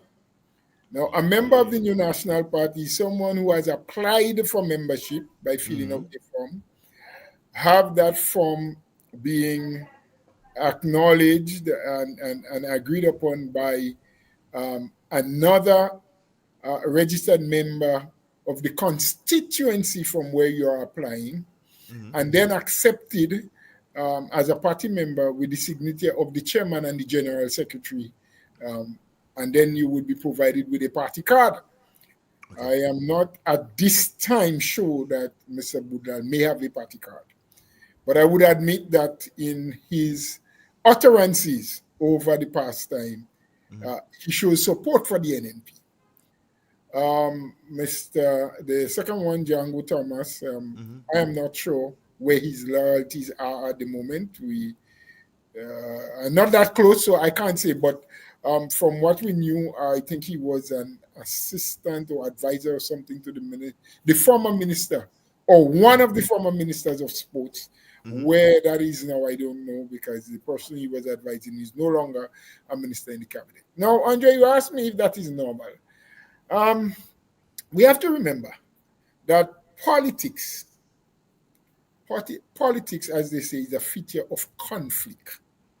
Never be surprised. There's another thing that they tell you in politics that you must pay good attention to.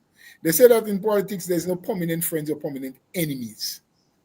We are combatants. We combat against each other.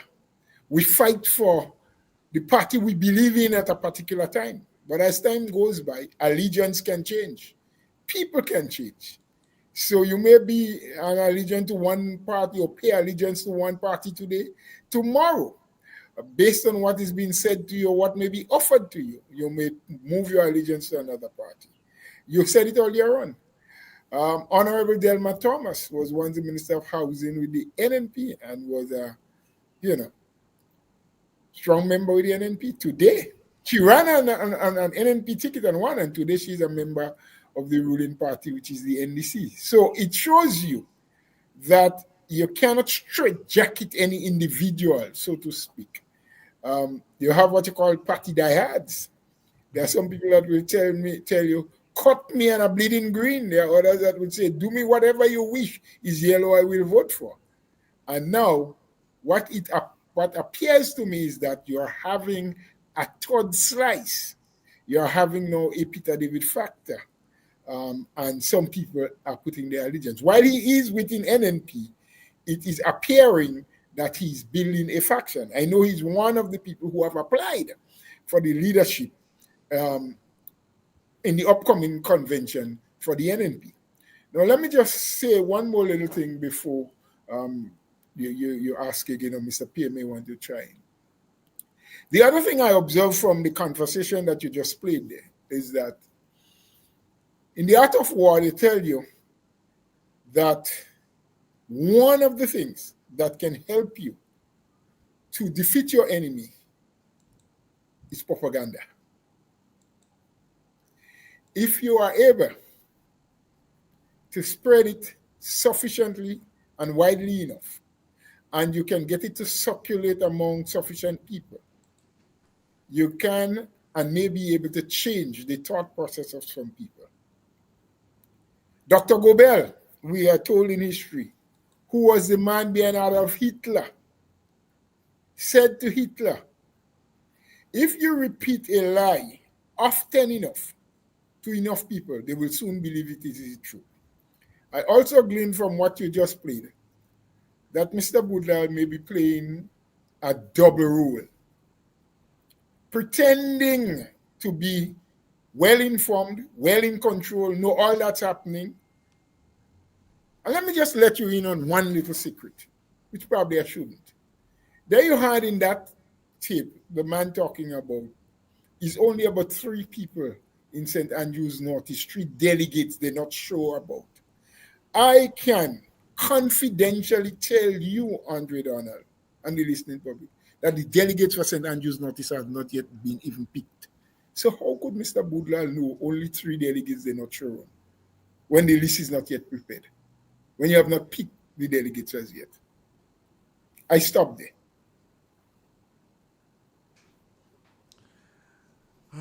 That one kind of, because I was saying that your delegates and so have been already sorted out and so on, so hence the reason why Mr. Boudlal can make that kind of a statement and say that, hey, you know, I'm not sure on this, I'm not sure on that and the other.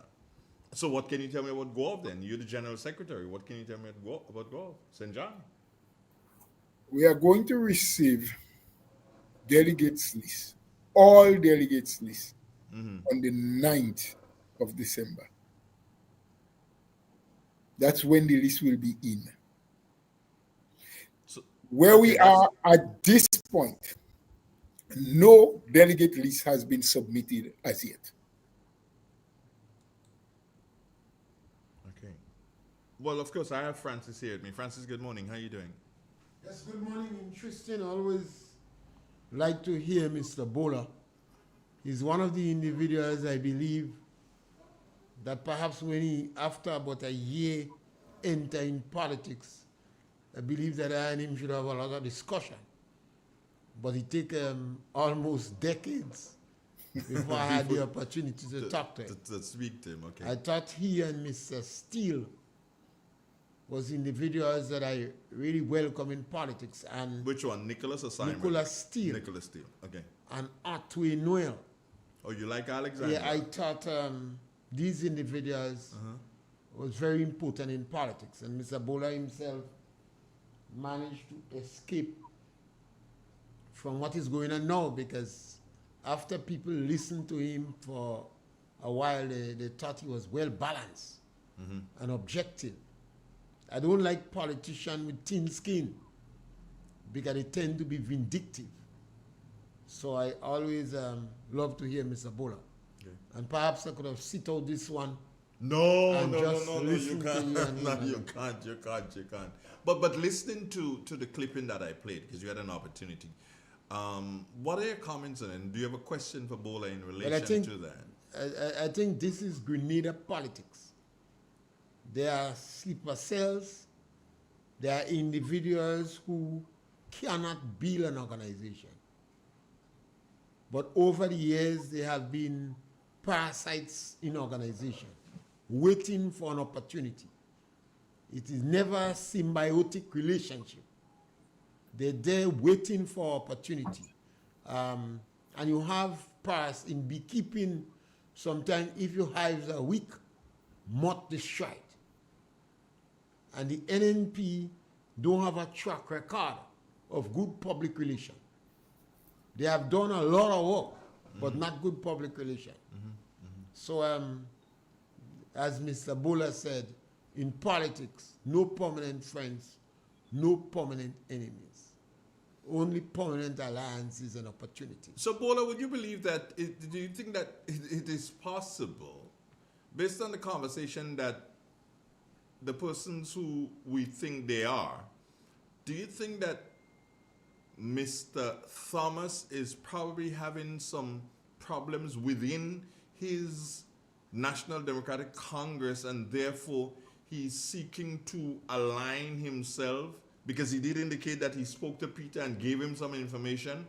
Do you think that he's seeking to align himself with Peter David, and then that may bring him into the folds of the NNP if Mr. David was to be elected as the leader? Do you think there's a possibility of that? That is quite possible, Andre. That is quite possible. You look at politics and the history of politics in Grenada over the years. Movement of people from one party to another is nothing new. Right in the neck of your own wood, your very good friend Kenny Lalsing could be a very good example. Kenny Lalsing has been forward and backward within 2 or 3 political parties. He used to be NNP in the early days. He went to NDC. He one time aligned himself with Francis Alexis and his party. I can't remember what the name was, but the symbol was the key. It wasn't GDM?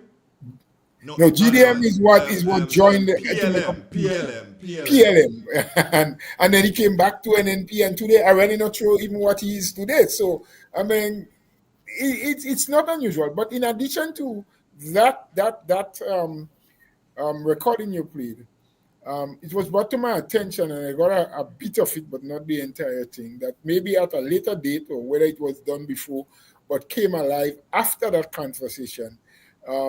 The second individual, Mr. Thomas, was heard in a Facebook posting or in some recording saying that if the Honorable Peter David emerges as the leader on the 15th, that he was promised one of the St. Andrews South St. Andrews seat. I don't remember if it's Southeast or Southwest.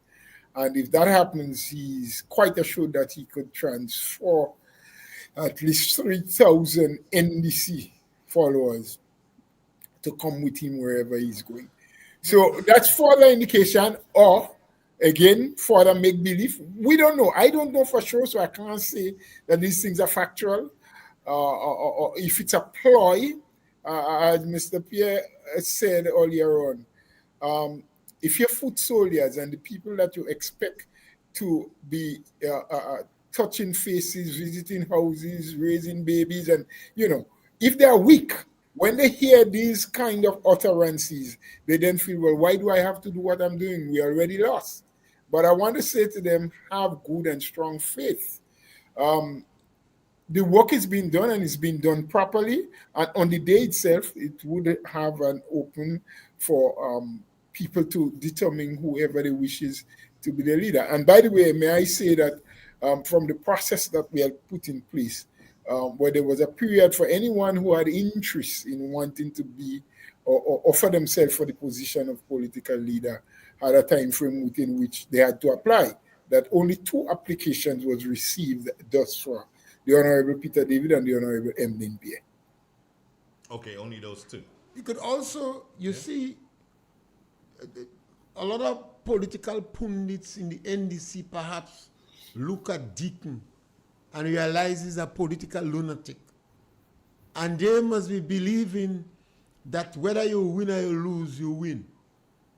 So it could also be a feeling within the NDC rank that they don't mind looking at Deacon, and they believe Deacon is a lost case. And they don't want to lose. So they want, whether you lose or you win, you still win. But we'll have more discussion on that later. Yeah, we'll have more, as you say. I'm struggling here, Roland, because the intricacies of this is, I know about politics. I've been around politicians ever since 1984, and even before that as a NYO member, not too very high up, but around and listening to stuff. And I'm trying to understand where is Kennedy Budlal in all of this? I mean, let's do so and bear the fist and take off the gloves and start, throwing.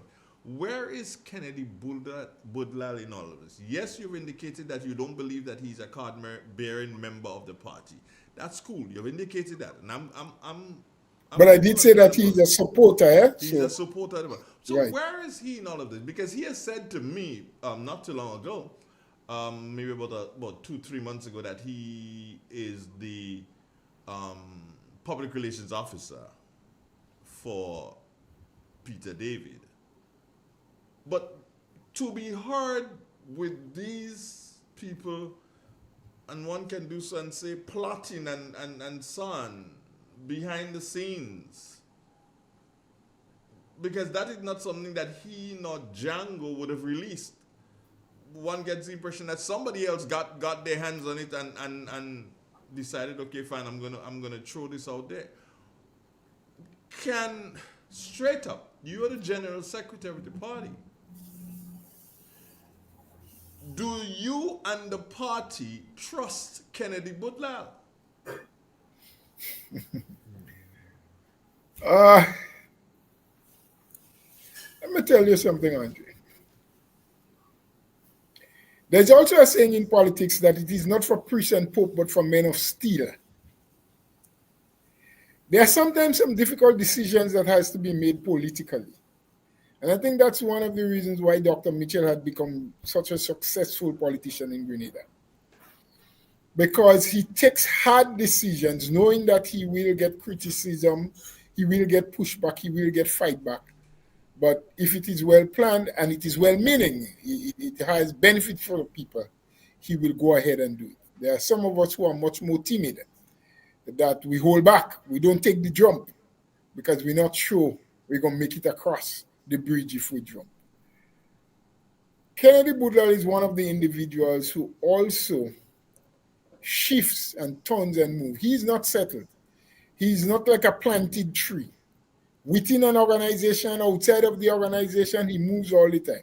That's what his history has revealed about him.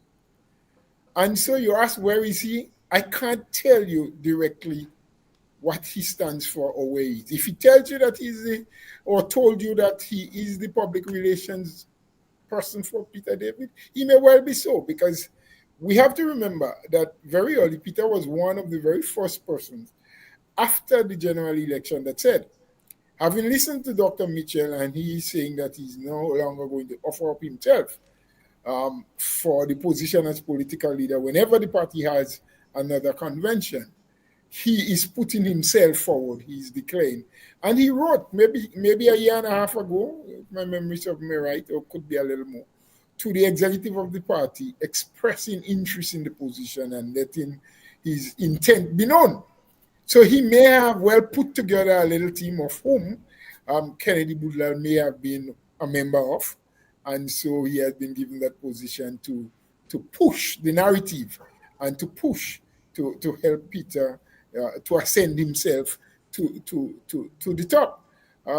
So I cannot give a direct answer on him, but I can tell you he is, based on his history, a person that you cannot sit or plant in one position and say, no, I've left him there, I can go back and find him there. He's a person with quick feet, he moves around, he says things, sometimes they're absolutely true, sometimes they're partly true, sometimes they're not true at all. And so you have to take him as he is, and you have to properly examine whatever he says, and probably try to find the intent or the intention in what he's saying. Why is he saying that? Is it the truth? Is it partly true? Or is it totally untrue? Very hard, man, to describe. But he's aligned to Peter David, who is one of the two going up for the leadership of the party. Peter David, Emmeline Pierre. And Kennedy Budlal, someone you've just said you can't be sure on. You don't know whether they're left, right, or in between or whatever. You just don't know where they're going to turn up. What does that...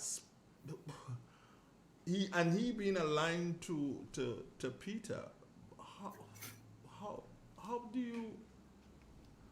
I mean, how do you start thinking, or how do you start putting the two together? I didn't put them together, Mr. Donald. I don't know. I don't know how they came together, but I didn't put them together. I don't know. It's Maybe Mr. baffling. Pierre might be able to help with that one. No, Francis, can you help? You see, sometimes we forget. I always say to people, Grenada politics, remember, there's a lot of violence in our politics. Our politics is not like Barbados, etc. You have a lot of issues that go on in politics that people fought to hide. You had the revolution and you had atheists. They still atheists, but they realize it is not in their political interest to be loud. You have people in the church that don't believe in God. So you have two political parties in Grenada, and as a result of Eric Gary and Keith Mitchell, they was able to create stability. Only two political leaders in Grenada that was able to maintain political stability. Keith Mitchell came down under the tunnel. They fire all shots at Keith Mitchell to smash that unity he was able to propagate in political parties. Some people walk the line, they stay away from all controversial issues. And they try their best to demolate quietly. Once the opportunity comes, and Deacon Mitchell has opened an opportunity for some individuals. So you're going to see a lot of individuals attempting to play their hand. We have to remember, only two leaders, Eric Gary and Keith Mitchell, was able to forge unity among individuals. Sometimes we don't give these guys enough credit for able to walk that path.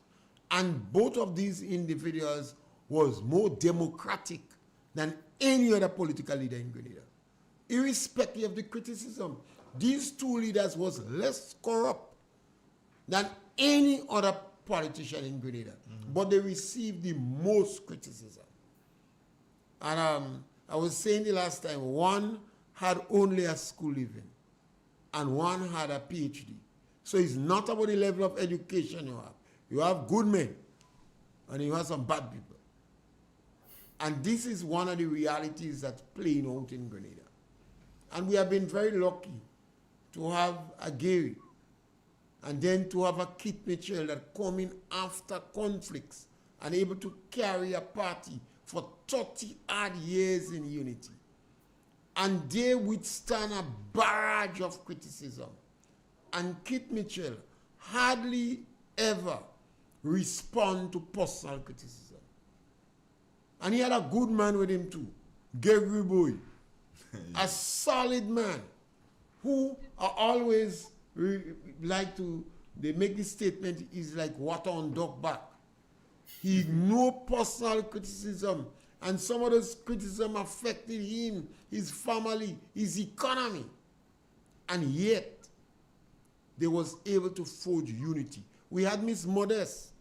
That is a stalwart, sometimes we forget, you know, because she could have been considered as part of the privilegencia. She had a doctorate. Still has, yep. She could have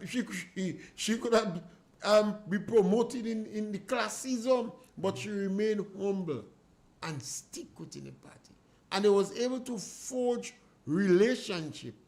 Bowler joined, Roland Bowler, Emmeline Pierre, and the leaders. And one have to admire and applaud Keith Mitchell for able to carry. Now we'll have a perhaps see who else could do it.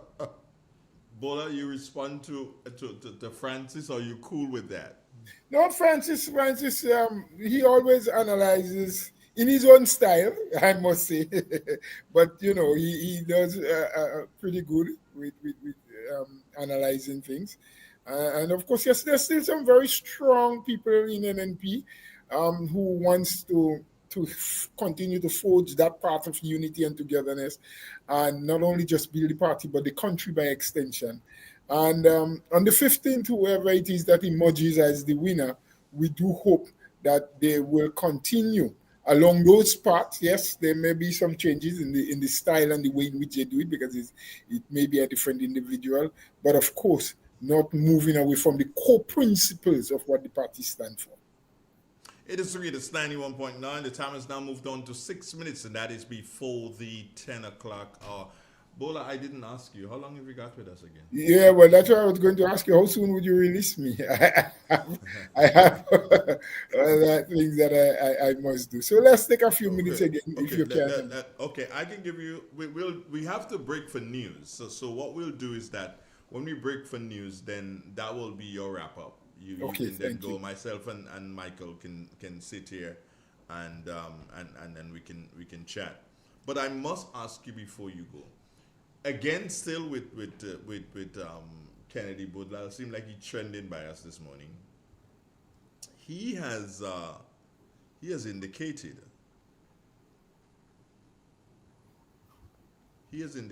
that there was some issue that him and Dr. Mitchell were involved in. Did you pick that up anywhere? Well, I picked that up someplace, but I cannot to comment on those issues. All I said, as a matter of fact, only last Tuesday I was on To The Point, and the question was posed to me, what am I doing and the party? We are doing nothing. If a gentleman or anybody for that matter decides to go on Facebook or social media and say something about themselves and another person, like I said to the individual, if there is sufficient evidence or the police believe that from the utterances that was made, there needs to be an investigation, then so be it. But as a political party that has so many other things to look after, to talk about, the displacement of people, the violence, the mistreatment of the seniors and the youths, and to fight for people's rights and so forth, to be taking up an issue that a man just says. Andre could go on the thing tomorrow and say, at a particular place at a particular time, Roland Bowler and I were deciding to get rid of Francis Spear. Do you take that up as a party and start moving with it? I don't think so. I don't think we lend credence to it. If the authorities feel that someone is being threatened or some life is being threatened, and they decide to investigate, and we recognize from the investigation that it concerns and touches the core and the moral fabric of our party, then we'll do something. But as it is now, we see it just as a statement that we wouldn't pay much attention to. The core principles of your party were spoken about by, was it Andrew Holness last Saturday night? Yes, sir. Saturday night. How do you comment on that? How do you comment on that? Well, no. As was explained, we are part of a movement, the Caribbean Democratic Union, and of course, by extension, the IDU, the International Democratic Union, and we operate from what is referred to as a center-right position. You could be center-right, you could be center-left, or you could be ultra-left or ultra-right. So we are not ultra, but we are center-right, meaning that we are in the middle there, but we follow a more democratic style of government as opposed to a socialist style of government.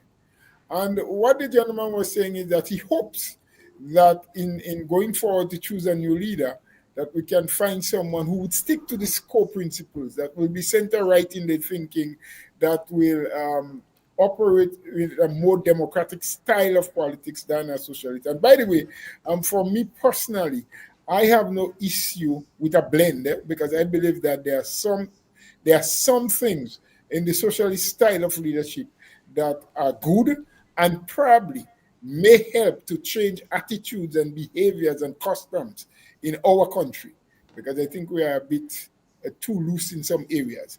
So I think they were trending that way, saying that they hope that our delegates and our people would examine whoever it is that is going forward and vote towards that kind of principles. We stand for freedom of speech. We say one man, one vote. We want to build, as our party slogan says, to build a healthier, educated, productive, and prosperous society. That is the aim and objective of the NNP. So we want a leader who will conform to these kinds of principles when we talk about our core principles. finally, Bowler, do you think that the party would be left wanting as Dr. Mitchell bows out at this particular point in time? Well, Dr. Mitchell's indication is not to seek the position of political leader anymore, but to remain very active and still be a valuable member of the party.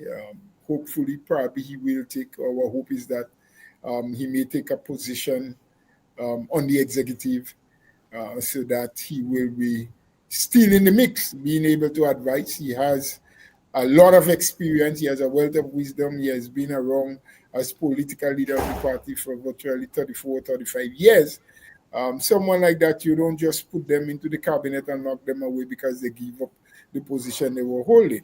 People like that, you want to keep them still in the fray. They're not front and center, but they're always there in that little back room that you can tap on them. When a tough time comes, you can say, had it been you, what would you have done? Have you experienced that before? How did you deal with it? You want them to be close, and that would be our hope. If that happens, I do not see any reason why we would have to regret his leaving. The two people vying for the position, they both are good people. They both are academically brilliant. They both are people-oriented type. They speak to people. They have done enough to make us believe that either one of them can hold the position. But more importantly, we think that there are people whom we may be able to speak to, people who, as other members of the party of the executive, we may be able to have a one-on-one or have a group session and to express concerns that we may have from time to time. So I think it augurs well for the party moving forward with any one of the two people. And I just wish them, those who are applying for that position, the very best, but also the other positions on the executive, the people who are vying for them, to make them understand that they too will have a role to play. It is not just the political leader, but every single one of us will have a role to play in ensuring that NNP remains relevant and NNP remains the party of choice in Grenada and the party that will emerge victorious in the next general elections. Do I still have a chance if I wanted to put my application in?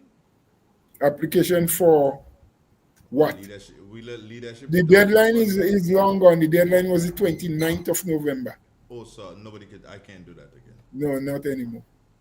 Okay, so that means not even Keith Mitchell can Next do that. time. Not even Keith Mitchell. Not even Keith Mitchell can apply now. Not even Keith Mitchell can apply now. So it's No, sir. down. It's down to the two individuals. To the two individuals. And- Well, and- of course. Let me just say that, Andre. Let me just say that. Part of the process after the application is that there is a panel that will interview both individuals. And I think I may have misspoke one time when I said there will be 5 questions on some other program. There are 5 categories in which they will be asked questions. And the questions will all carry a certain amount of points. And as a result, the points will be added up to determine who has made the pass mark.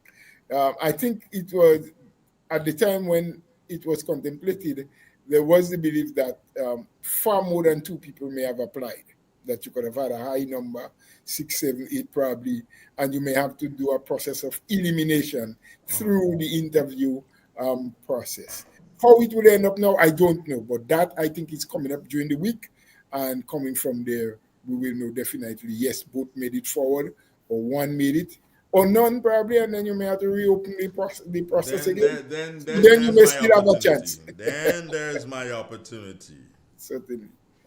Roland Bowler, again, very interesting, very balanced conversation with you this morning. I take this opportunity on behalf of Francis Pay, of course, and the rest of the staff here at Real 91.9 FM. Gates not here this morning because Bowler, Gates' car was in garage, right? He got the car yesterday, went home, and he was smart enough to go ride in an electric bike. He had a car, but he go riding bike. And then sends me a photo with his foot all banged up. Francis, did you see it? Did you see the photo? He sent it for you? He didn't send it for you yet, no? Maybe I didn't watch it. Maybe you didn't watch it. Yeah, so that's his issue. That's why he's not here with us this morning. Putting me in a bind, having me to do every single things that I can't That even is do the this same morning. technology that Donald Trump says are hoax. The environment. The environment. I agree with Donald Trump.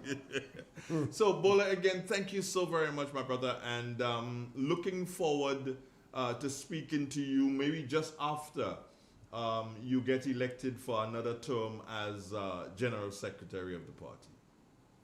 Take care, Andre. Thank you. Thank you, Mr. Pierre, and the Real FM family. It's always a pleasure. Whenever the need comes by, Andre, you just let me know. All Enjoy right, the my rest brother. of today. Take care. Great. Thanks. Goodbye. Take care.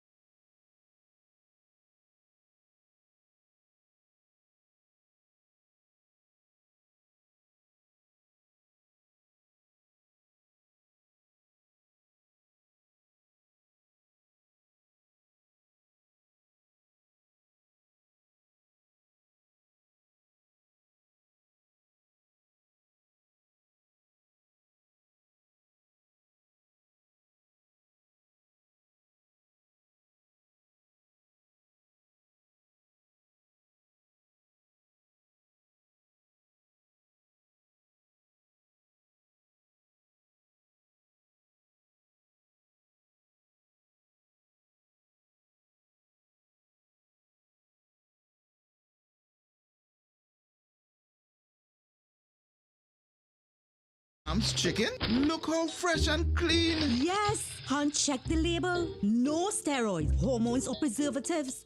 And it's 100% local. What? No chemicals? So you mean Excellent Farms chicken is safe, nutritious, and natural with farm-to-table freshness? Exactly. Finally, we could enjoy quality poultry. And you should see how state-of-the-art and sanitized the farm is. Plus, it's environmentally friendly. You serious? And like they have everything from whole chicken to liver, gizzard, feet, and more? Correct. Now you hurry and start the seasoning up. Excellent Farms, my safe and healthy choice. For wholesale and retail inquiries, call 444-3303. Wait, I cooking all this chicken?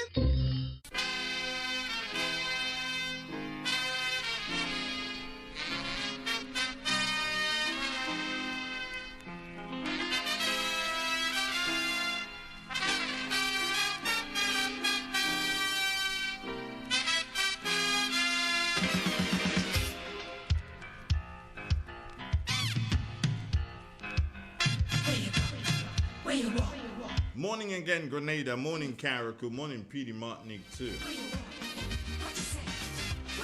Wherever you are in this beautiful world, I bid you peace, love, happiness, and joy. And I say to you, as always, thank you so very much for making the choice and listening to Real 91.9 and for viewing our channel. Yes, Andrea Donald on the extension this morning together with Francis Pierre. Again, Francis, good morning. How you doing? Yeah, good morning. It's always good to join you all on the program. Thank you. Quite an interesting discussion this morning with Roland Bowler. Yeah, I would like to see Mr. Bowler continue in the politics. Mm-hmm. We have, in small countries like ours, and particularly because of the relentless attack on elders in our society, I think it's important that Mr. Bowler and them stick around in politics. Not running for election, but their voices is important. It helps to encourage people to stick with the fundamentals, the policy, not to abandon, particularly no, not to abandon the people who are most challenged. You know, I think it's very important.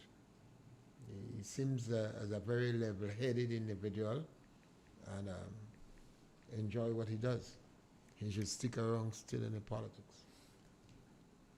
Let me start with you this way. Basically, it's almost the same as how I ended with Roland, a little twist differently though. Kennedy Budlau is and has aligned himself with one of the two persons who is going to be going up for the leadership of the party come the 15th. By the way, folks, in case you didn't know, the convention is going to be, Mr. Pierre, you better prepare some food there, because the convention is going to be in SAS. They're going in the SAS school. Yeah, so you better prepare some food in there. SAS is where the NDC does fire people in. The convention is going to be at SAS, so you better prepare some food, Francis. But, so, KB has aligned himself with Peter David. KB has also been taking some serious shots at the sitting political leader, albeit maybe just for another week or so he's sitting political leader. He's taken some serious shots. All things being equal, Peter David gets the nod as the political leader of the party. KB is supposed to be the public relations officer of Peter David. How does the past political leader, how does he then deal with someone who has had someone in his neck of the woods campaigning for him, doing all things for him, who has said every single thing possible to tarnish that gentleman's reputation? And how does he deal? How does Keith Mitchell deal with that? Can that be dealt with? I think I remember Eric Gary once stating about an individual. He said the man used to go around the country saying, after God is Gary. He said, no, the man say after Gary is the devil. Yeah, in politics, as we said before, particularly in Grenada politics, there have some very strange behavior. And we said already, no permanent friend, no permanent enemy. Kit Mitchell has the deepest capacity in our country to work with people who have attacked him. This is not an easy trait, because you see, I've seen leaders as George Brizan, Tillman Thomas, Mr. Blaze, for very small issues, they decided he was not going to work with somebody. You remember Livingston was the deputy political leader in NNP. But somebody that he might have made some statements about Mr. Tillman Thomas. Not bad statements, but he felt that Tillman was not doing enough as a leader, and he should be more aggressive and should be out in the field. He's a little too lazy. That came from the deputy. When the time come for them to vote for a parliamentary representative for the NDC, they went into Paul's Community Center. And I think Livingston won the nod of the constituency. But Mr. Tillman Thomas never forgave him for that statement. He said, I don't want him. And Body Chest tried. Body Chest, they run for the MBPM. And he tried. He's a good individual, always involved in football and community development. People recognize him as a very good individual. But maybe he didn't have the politicality. And then they went and take Miss Ingrid. Ingrid Rush? Yeah, rather than Livingston. Tillman Thomas decided, I will no longer work with this man. And we have had a number of incidents. Kit Mitchell has been one of the most tolerant and accommodating individual in Grenada history. I don't think he's going to change his ways. He has not responded to all the barrage of attacks that have gone against. But it's Kit one Mitchell thing. It's personally one that thing not respond. to respond, and we do admire him for that. But how does he work with? Well, once individual come back and they feel they're working, he's working with them. That's not easy trait, and that's what has made Kit Mitchell, this in Grenada context, one of the best politicians. That is the reason why he was able to work with individuals. Let us do the work. You don't like me, you hate me, but if you're prepared to do the work now, let's do the work. That has been his attitude. You remember Kit Mitchell worked with Chester Humphrey. Chester Humphrey has been elevated to the head of the Senate. This is the individual. He puts more emphasis. Let's get the work done. Eric Gary. Sometimes we underestimate this individual. But that final Wellington Friday. Hold on. Francis. That final thing which was done is that in these men's eyes, this is small thing. No, but the gentleman is alleging that. But we have not heard him. Well, on a post on the thing, he's alleging that he and Keith Mitchell sort of collaborated to and discuss murder. Well, KB come on. You can't just wash that away. You see, one would have For real? I think KB has said he would be on public making his statements. So one would have to wait for his statements. That was a post. One would have to wait for the statements and then take it from there. If it's a situation where one feels that one have to listen to him first. You respond to a post on social media, but now I think he said he was pressured not to go on the program. That's why he called it off. But no, he's going to go. You see his wife and a number of others. He called Peter David too on the post. Called. Pressure him not to go. But no, you don't bother. You go in. So let me tell you something, Francis. You have known Peter Kennedy for a long time, longer than I have known him. Ain't nobody pressuring KB not to do something, and he ain't doing it. KB has decided to go now because the statement which he made, that which he made when the piece that came out with himself and Ian Thomas, he needs to do so and deflect. Well, yes, he's a He political... needs to deflect because that one is hot. He did not expect that one to come out. So in order to do so and take people's attention away from that, he's jumped on and say, "Hey, I'm gonna talk now. I'm gonna talk now." No, nobody forces KB not to do anything. He knew that he was not supposed to talk that stupidness. He knew that. But now that all the fire and all the heat is on him, he's doing so and say, "Okay, fine, I'm gonna talk now," so as to deflect that. You think the heat is on him or on Peter? Well, maybe Peter don't like. I don't think Peter, who has tried his best to walk a thin line and not get into any controversial issues, might have felt this one is a little too hot. So let's see what happens. Let's see what happens, as you say.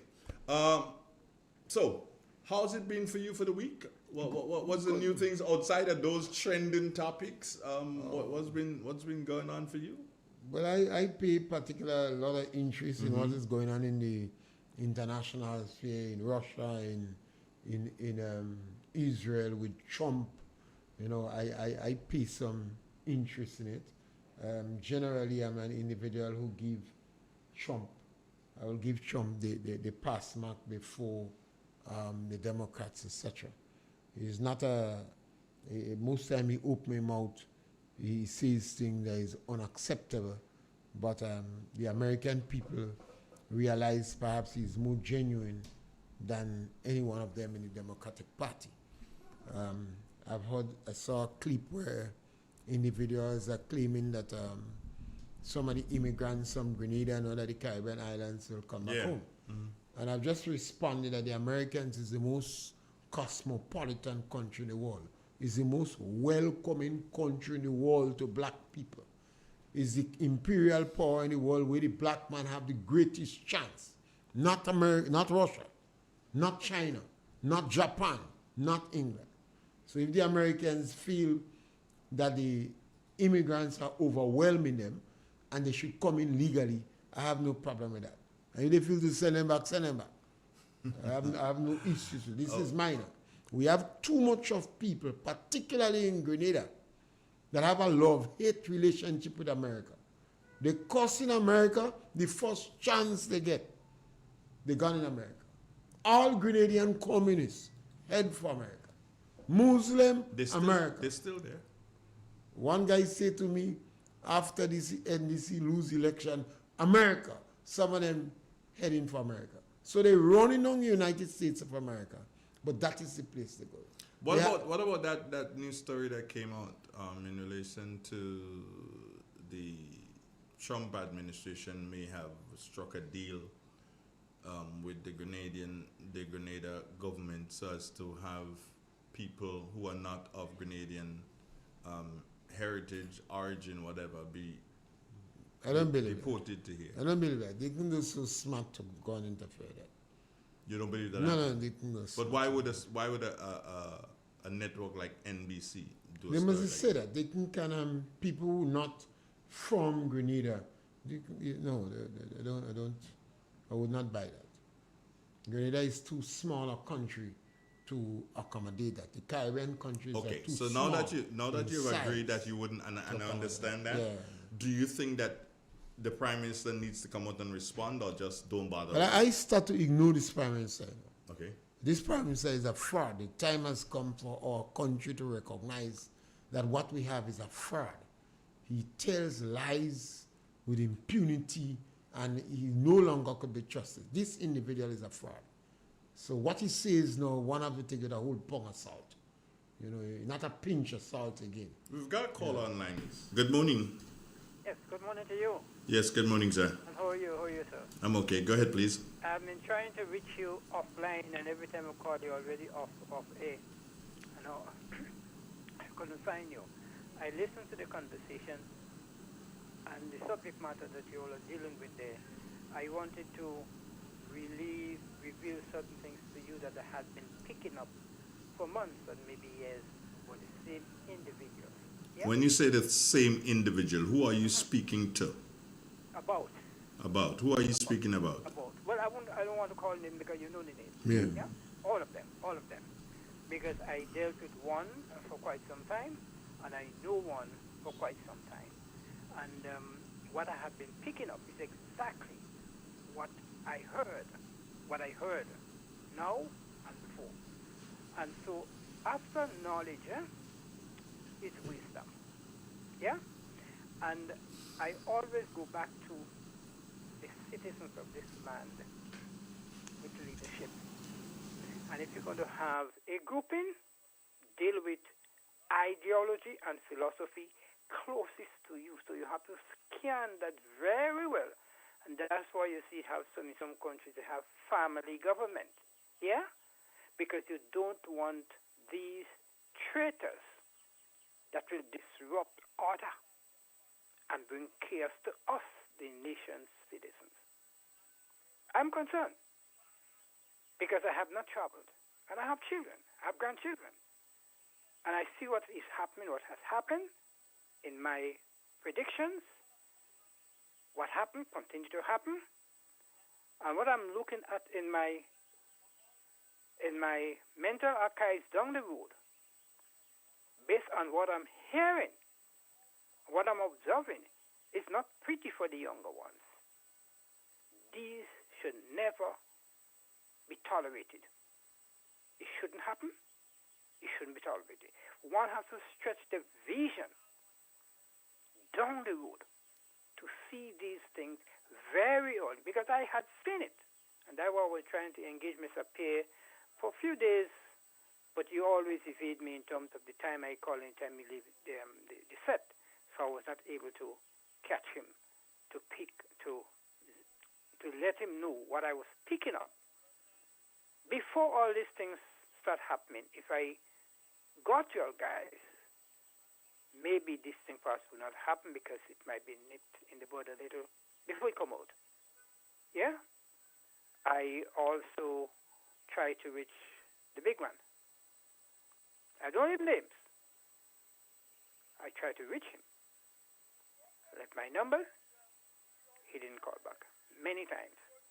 You see, sometimes what you have outside here you don't know. And those are the solution to all other problems. I love this country. And I love people. That's the reason why I admire you. And I've been following you for quite some time. Yeah? Mr. Pierre. I follow him. I inquire about him. And I picked up some good things about him. Mr. Joshua Lewis. I like to go inside people's mind. And so when I mention, so I give them, I call for a doctorate in them, it's not hypocrisy. It's who they are, what I pick up on my assessment of them. So I'm telling you, BJ, those are good people. And we have to be very, very careful as we manage this country, because we are not in a good place based on the world standard. It's closing in on us, small countries, and Grenada is not behind. We got to be very careful with these people. You know, I believe in character. And my character cannot tolerate what I'm hearing there. I would walk away, because character to me is most important. It is not for sale. All right, let me just say this to you. I've listened to you, and I'm still, I don't know if Pierre has gotten it, but I'm lost. Honestly, I'll be honest with you, I'm lost. I'm trying to get where you're going and how I should be following your trend of thought as you speak, but I cannot. Pierre, have you figured it out? I think you'd prefer a private conversation. Yeah, that is what I was about to ask him for. Unfortunate that I can't.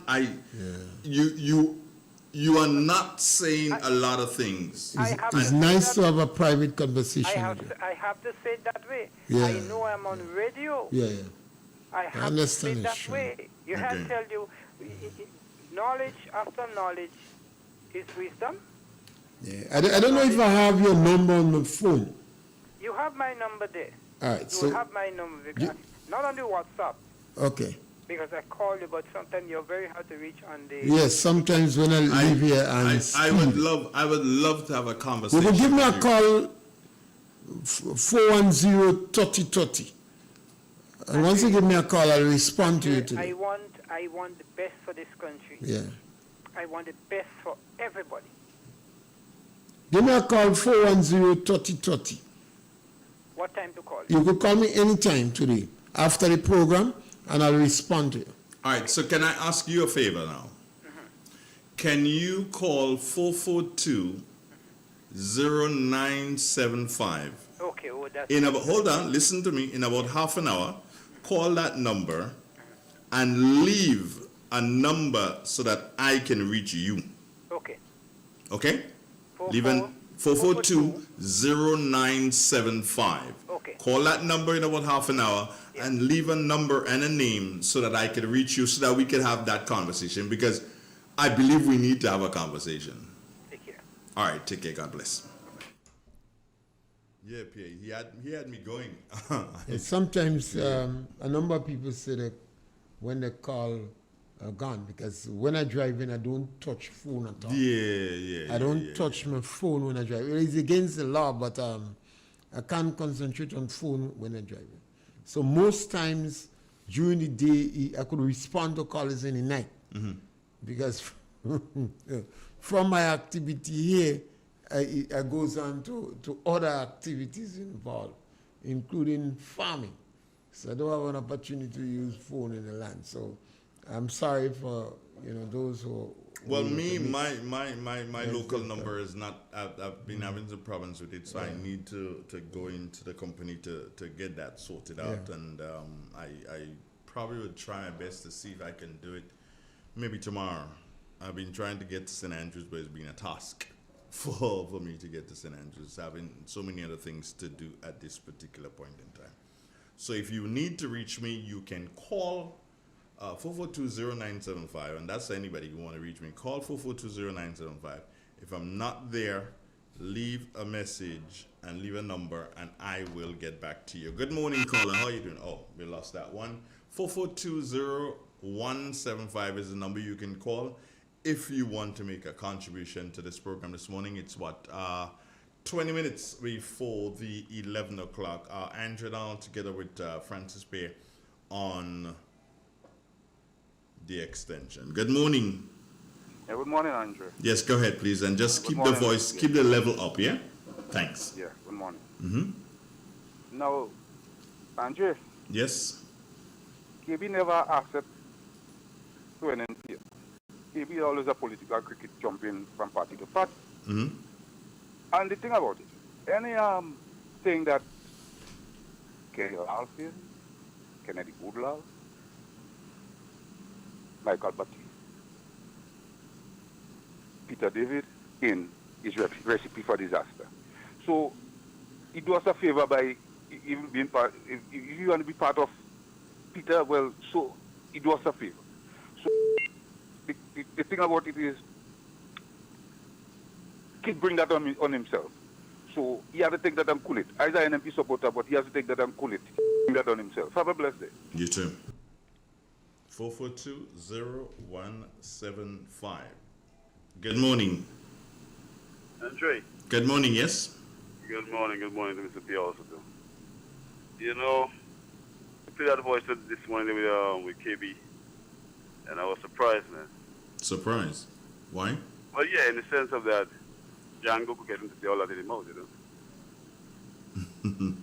You know, I mean, but you were by me yesterday, And he told me the guy recorded him without his knowledge. He told you that? Yeah, he told me that, and he was vexed. So I told him to go to the police because basically, but I think he put himself in a position where he cannot really act on it because, Well, there are a number of things that took place in that conversation. One, Kennedy Budlal was not in the car. Kennedy Budlal was speaking to Django via Django's phone. Django's phone was hooked up to the Bluetooth in the car.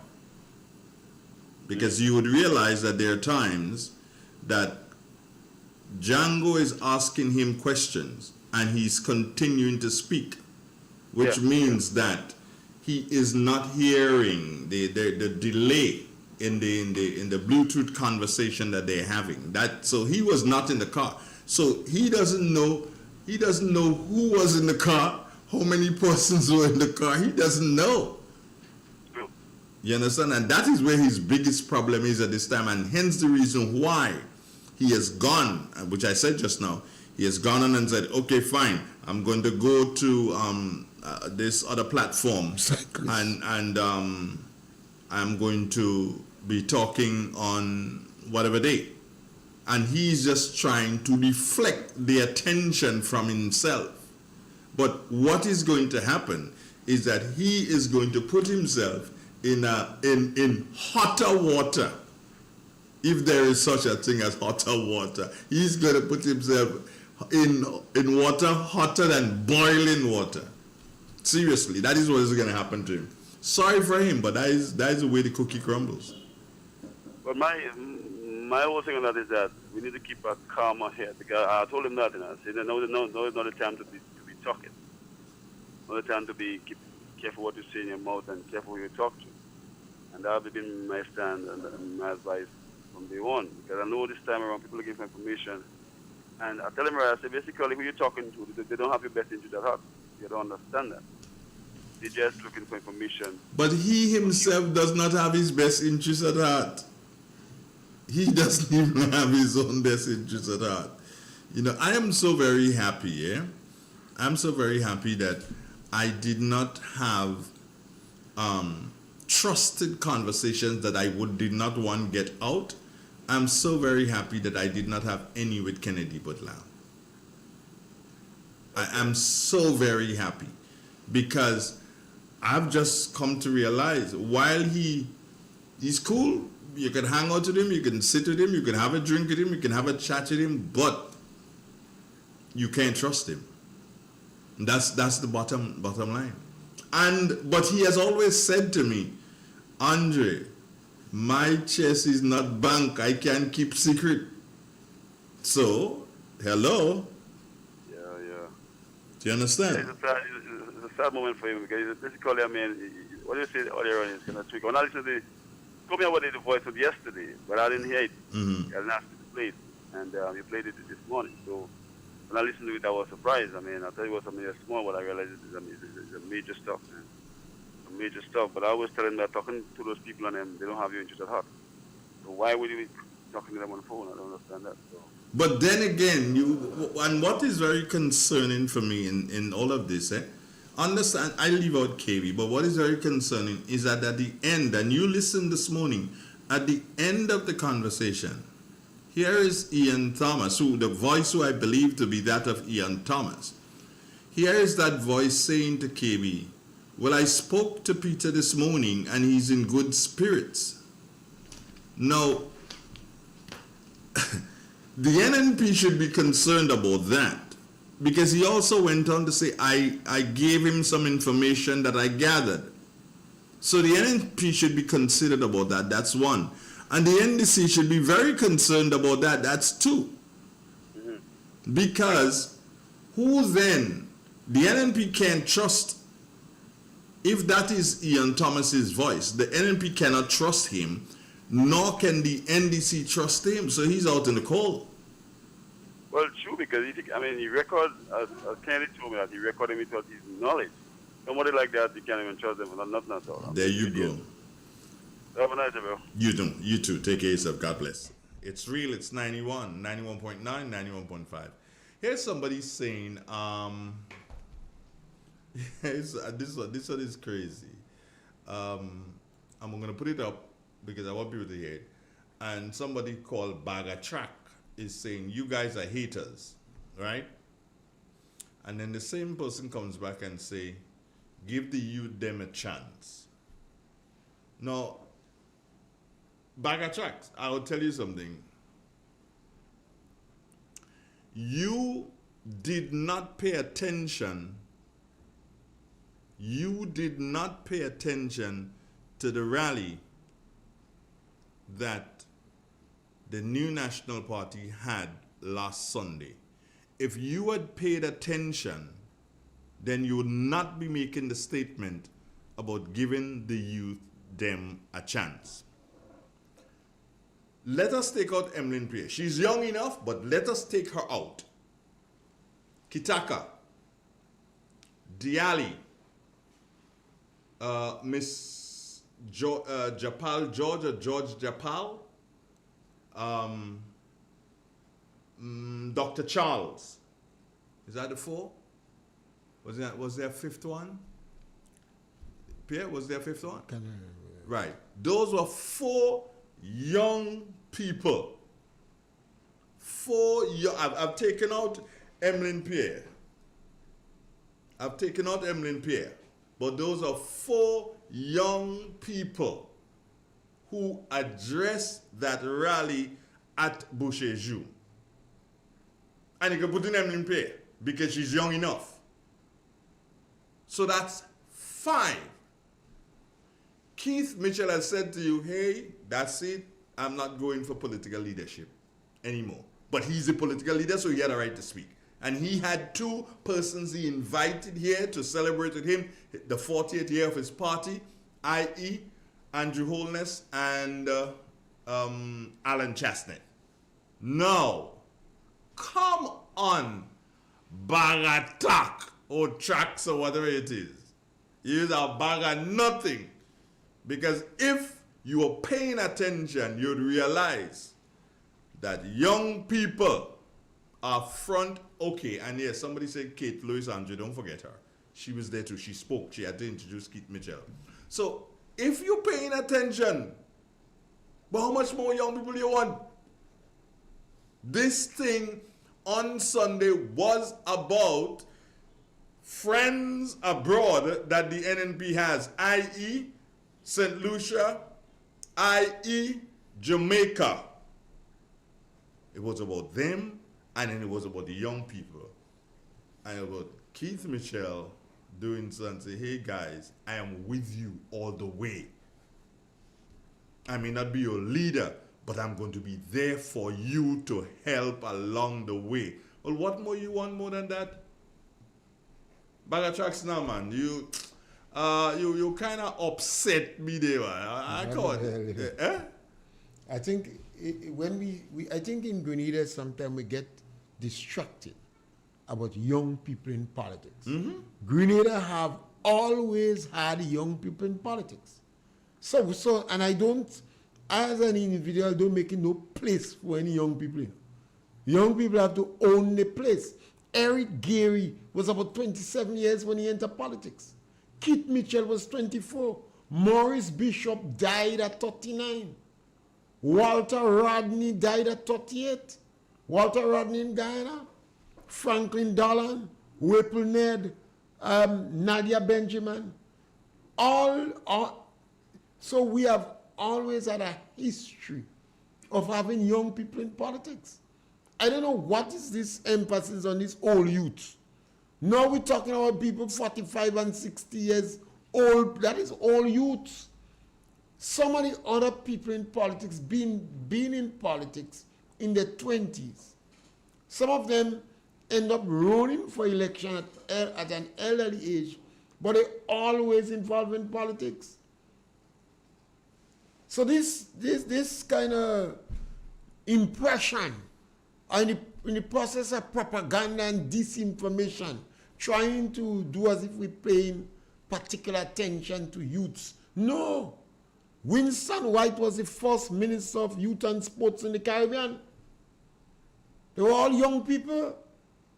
I mean, you wanted younger than that. Maurice Bishop died at 39.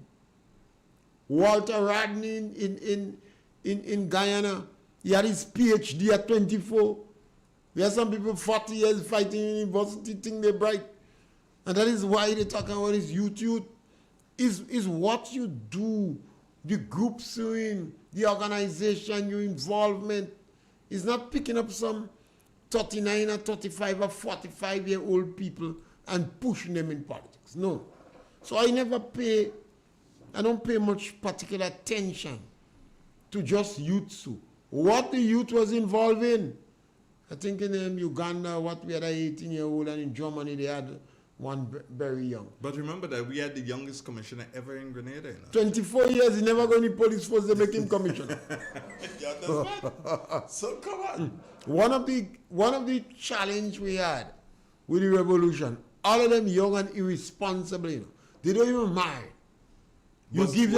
Wasn't Maurice Bishop was married, Bernard Code was married. Wasn't Chris Dirks our youngest minister for health?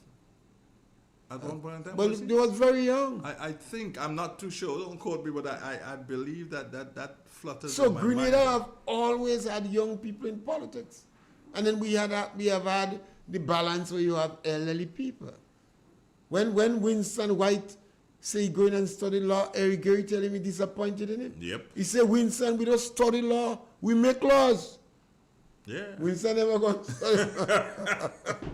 And Winston White was one of the spokesperson for the party, So when Eric Gary was invited to address other political parties in the Caribbean, he sent Winston White. Winston White was a very eloquent, good spokesperson. No, he was one of the best. They claim he was not a good worker, but a very good spokesman. Yeah, definitely. And then he had combination Absolutely with no Derek doubt Knights. Derek Knights was a dawn in the Caribbean. So we have had some very young politicians in the Caribbean. Now we have individuals 45 and 50 years, what I consider old male, coming in politics for the first time. You have people in groups, in organization, trade union, football, and then evolve in politics. So they have a clear understanding of the cries and the needs and the aspiration of our people. So I don't waste time with this youth. Kate came in as a teacher, but Kate was involved in community work from day one. Her father was one of the person that first named that sort of called to run for election, And then when Whipple Ned name come up, well, they go for the one that is more intelligent, and in addition to that, Gary was pushing women. So Whipple Ned come on the scene, but it was Kate's father name that was playing around.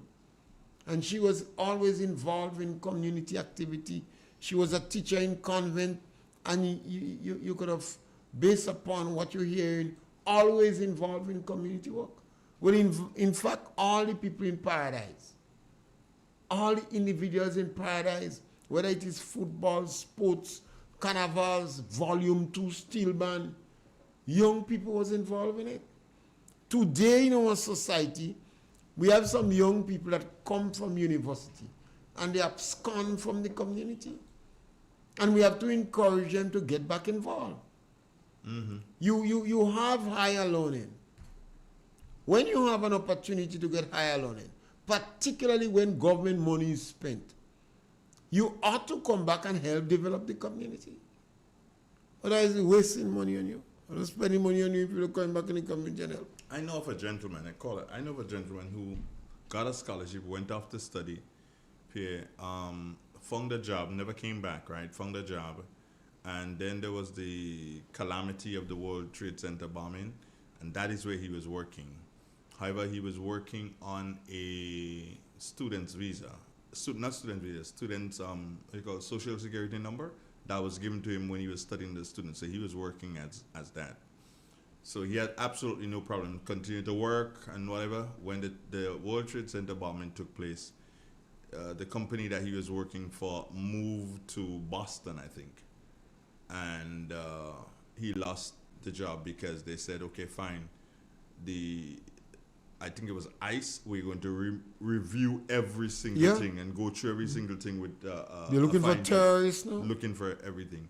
So he lost his job. He lost all the benefits of the company that he worked for all these years, and he is in New York right now. Not that he can't come back to Grenada, but if he come, he can't return, and that is sad. we have to. Oh my God! We really have to. God. We really have to do some work on the mentality of our people. We need a mentality change. When government invests in people and they get an education, one of the responsibility ought to be held to develop the communities. They're not involved in any activities in the community, whether it's sports, whether it's community development, whether it is church activity, whether it's trade union. They're walking around as if they mean some heavyweight. I just got a bit of information here as it relates to a boat, a Grenadian boat that has been seized in the Bahamas. Wow, Pierre. With drugs. Well, the drugs thing is a very attractive thing. 4 Grenadians are, I think I guess they're going to serve time. Will they try them already? In prison. Well, yes. Hold on, let me. Oh no, this is a case that. That's an old case. It's an old case, yeah. So they might just find them guilty, maybe. It's an old case. Yeah, it's an old case. So that's not where the boat with the false bottom. I don't know. It doesn't say that. It doesn't say that. But it says that they're full, and wow. The person is also saying that the owner of the boat was not on the boat. Well, the crew going to pay the price. Yeah. You say Peter pay for Paul? Don't call Peter name. And Paul pay for... I say not to call Peter name. And Paul is his brother. Don't call... Don't do that. Don't do that at all. Good morning. How are you? Good morning, Andre, and good morning to Mr. Pierre. Yes, my brother. And your wonderful audience, listenership. Andre, just to add to what you would have said with the young people, the representative that spoke at that rally from the diaspora, mainly New York, was a young person as well. That is Aisha Olivier. Okay. Yes, she was young. As a matter of fact, the person that opened in prayer, that blessed the proceeding, was a young person. Okay. The person that sang the national anthem was a young person, which says a lot for the new National Party, because it is one of the most major activity, embracing the crowd and so forth. It's one of the most major activity that shows in the months after election that the NMP is doing its work, listening to its people and preparing for what to come.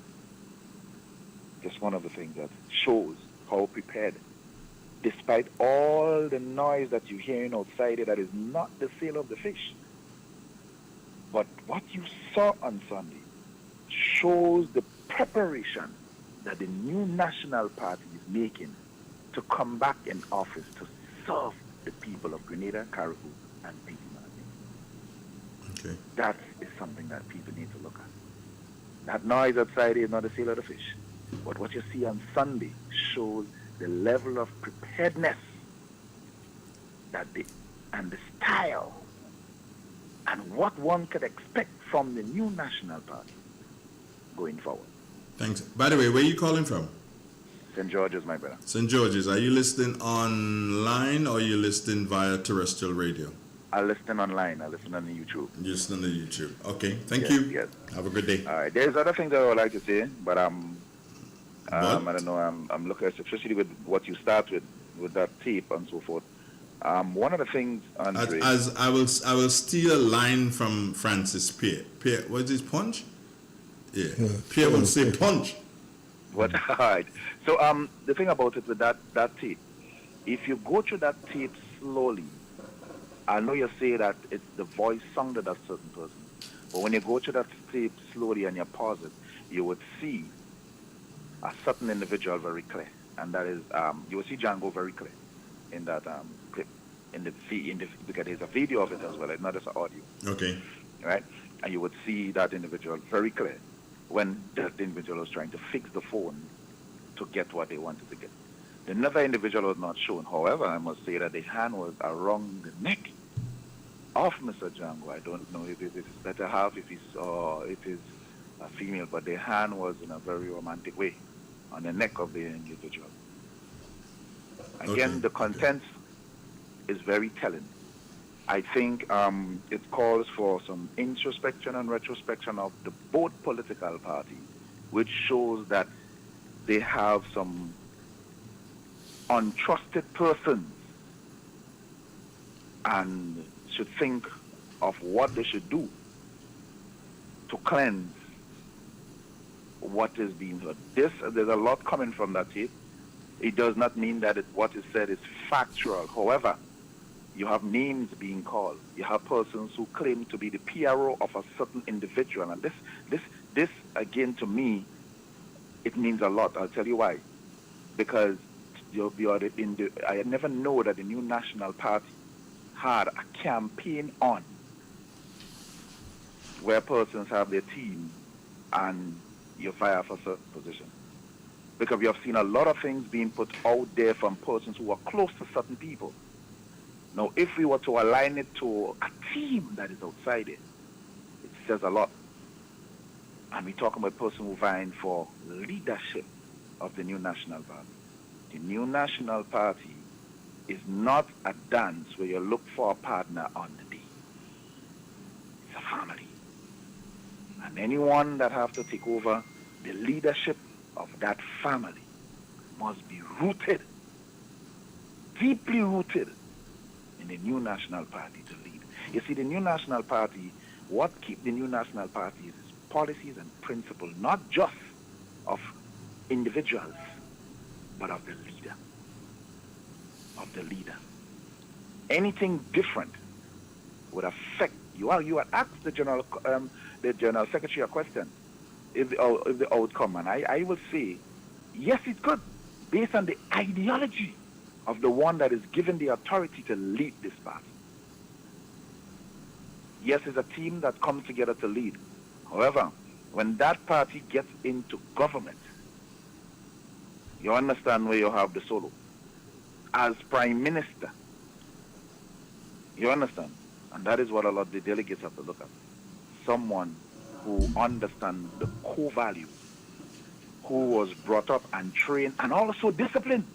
Because, Andrew, you know, when you grow up with your family members, there are times when you are to be disciplined. Well, everything you're saying there, I can't understand why you didn't encourage me to kind of apply to your family. Well, Andrew, you have always. I thought your application would have been in, but I guess the noise in the market kind of had you shaking. Look at they can hard be shaking. Too many cooks would have spoiled that, bro. So let me just leave that. Let me leave that. And then that would not have been a fair race. You would have went to outright. Exactly. It look like if you rig, you know. Yeah, but yes, tell me. But seriously, speaking, Andre, when you look at the names that are being called, and you look at the tenure, and it's very important, hear me and come live with me is two different. A lot of the NMP supporters have seen different attitudes in some of the individuals as they now living with them, meaning they're now in the house. Going forward, that attitude would not change for the better, but it could only change for the worse. I'm saying this to say that, Andre. Some people are not saying it on the radio. But we know of the operation that is taking place outside it, that the NMP have never seen.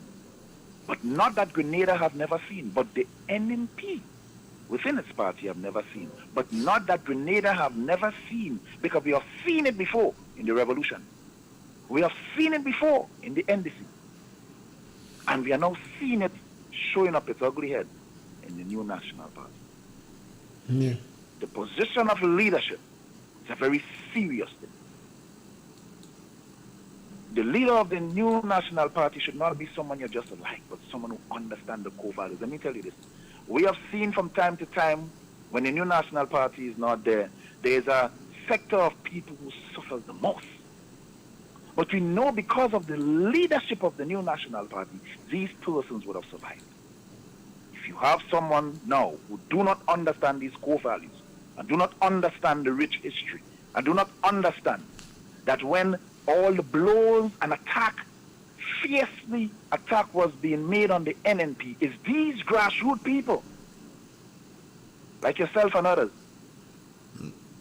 that kept NNP alive, that today there is an NNP. All right. It is not about a smiling face. It is not about a hand with tangible things, but it's with a heart that understands the core values that should lead the new national party. And this is to the delegates who are going out there. Thank you, bro. Have a good day. Real 91.9. 6 minutes nowadays after the 11 o'clock hour. 4420175, though you can call. It's a WhatsApp call or landline. We'll be happy to engage you in a conversation. And feel free to call. 4420175. Francis, does this make the new national party stronger? After 40 years as a political party, the new national party is an institution in Grenada. Okay. They're supposed to feel comfortable and proud, and nothing is wrong. You're going to have these issues. What the national party need to do is to institutionalize the party more. Have a convention month. December is the convention month. Leaders know they could be challenging convention. People have to get themselves more educated about the policies of the political party. The party believe in freedom. We have to prepare to defend the freedom of because that's one of the party's core principles as a center-right party involved with the IDU, that we must be a democratic party. We're not Iran, we're not Cuba, we're not Russia. We vote, we speak on the radio, we ask questions, we expect questions to be asked. And we're not classless people, we're not commoners. We want Grenadians, good Grenadian people that does make mistakes. We've got a call online. Good morning. Good morning, gentlemen. Morning, sir. Mr. Pierre. Yes, my brother. I cherished a manifesto of the election of 1971, the first election in which Kit Mitchell ran. I cherished that manifesto for all the years, and I lost it in a house fire a few years ago. Man, have Kit have a copy? 15 years at the time. And I never forget Kit Mitchell because I had that manifesto, right? I had that manifesto for all the years until I lost it, like I said recently. You was a GNP then? 21 years when he... 24? 21 years when he ran for the first election. 21 or 24? 21 years. 21 years, I tell you. I had that manifesto for all the years. And I'm a person who usually keep manifesto. So he entered the politics very, very young. At the time. Mr. Pierre, I was in politics since I was about 10 No, I say Kit Mitchell. And I'm talking about arguing the issues. I remember argument 5 other guys had at the time when I was in RC school. Catholic, St. Patrick's RC school. And they were arguing me that Gary would lose that election that time around. And I said to them, no way. And I explained to them, and in another case where I was back in Gary, I was GNP GNP. at the time. But I was doing more doing the analysis. And I pointed out to them a whole lot of things, arguing about, I was 1 against 5, and I was arguing them that no way this time around, Gary would lose that election. This is one of the reasons. And just after I was about 14 years, I became a part of the NJM party.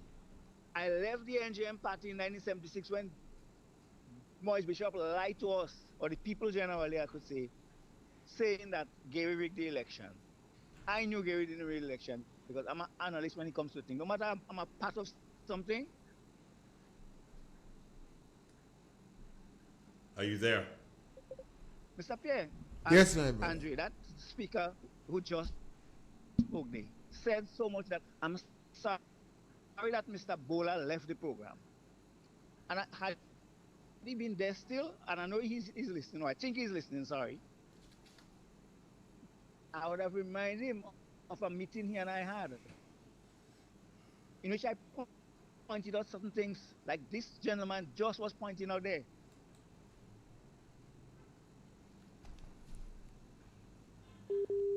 You look as you're breaking up with us. Hello.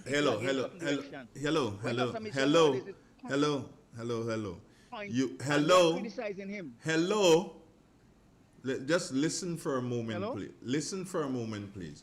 Your call is breaking. I don't know why. It could be basically where you are, or it could be that you're moving. So kind of settle yourself and. No, I'm not moving. I'm sitting.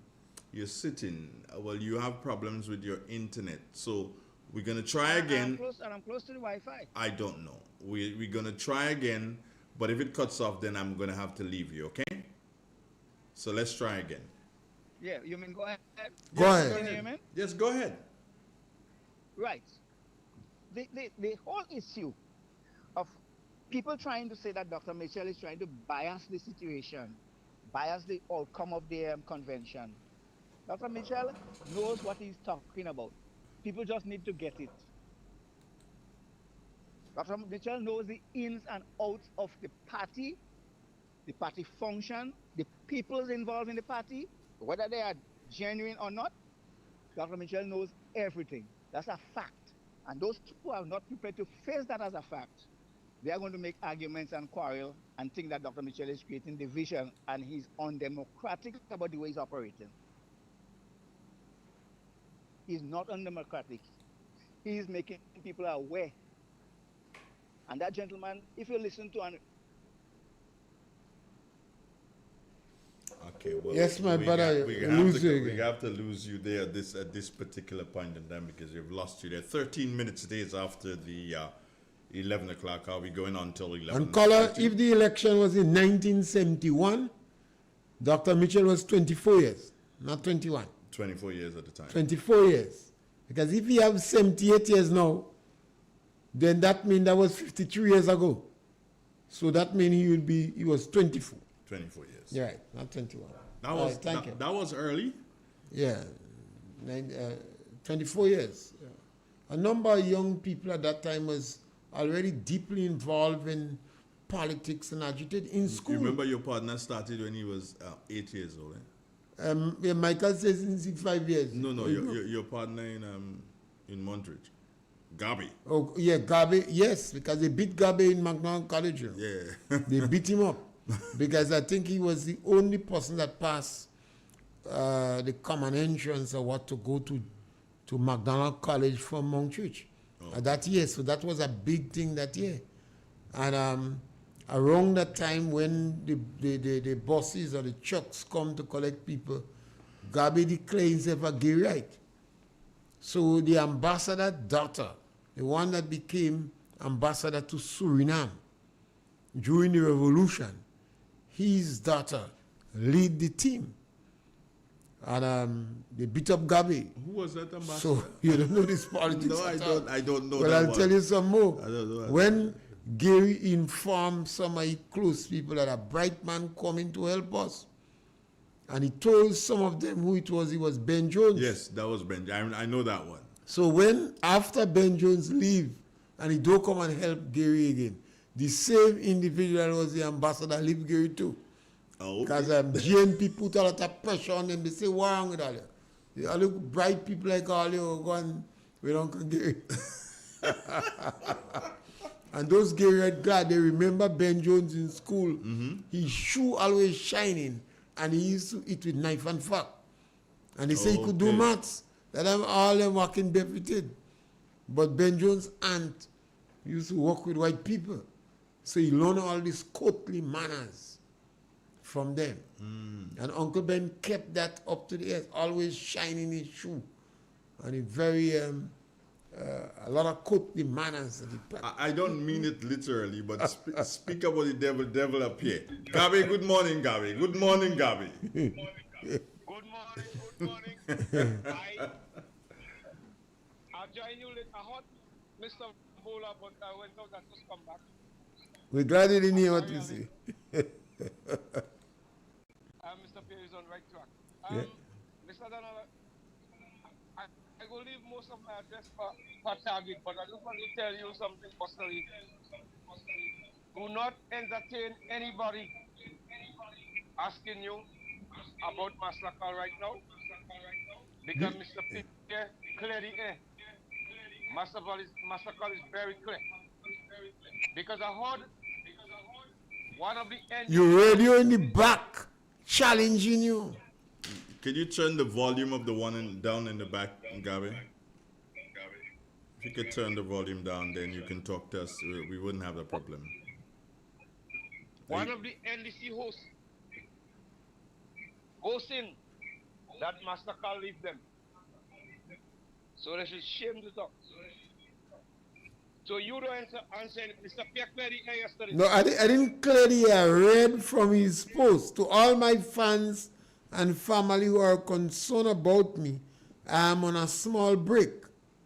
I will be back soon. Oh, that's what he said in the post. I didn't see that. That is on Facebook. On Facebook, okay. They say on a small break. And sometimes these things happen. That answer. Yeah. All right, thank you, Gabby. All right, thanks. Mr. Pierre is correct. Bon and Simon. Bon and Simon don't have to fight with me. Bon and Simon. She led the battle. Where is she now, Gabby? Where is she now? She in England. All right, then take care, and then God bless. He became the ambassador during the revolution, but the revolution followed with him too. Oh, okay. And he was a great teacher, though. He was a great teacher. He used to teach in Bele Government School. Bele Government School, okay. And very involved in the community and very concerned about education. And then he came back and be principal of the Presbyterian, the MacDonald College. MacDonald College. He came back and I think be either the principal of MacDonald College in some period of time. Okay.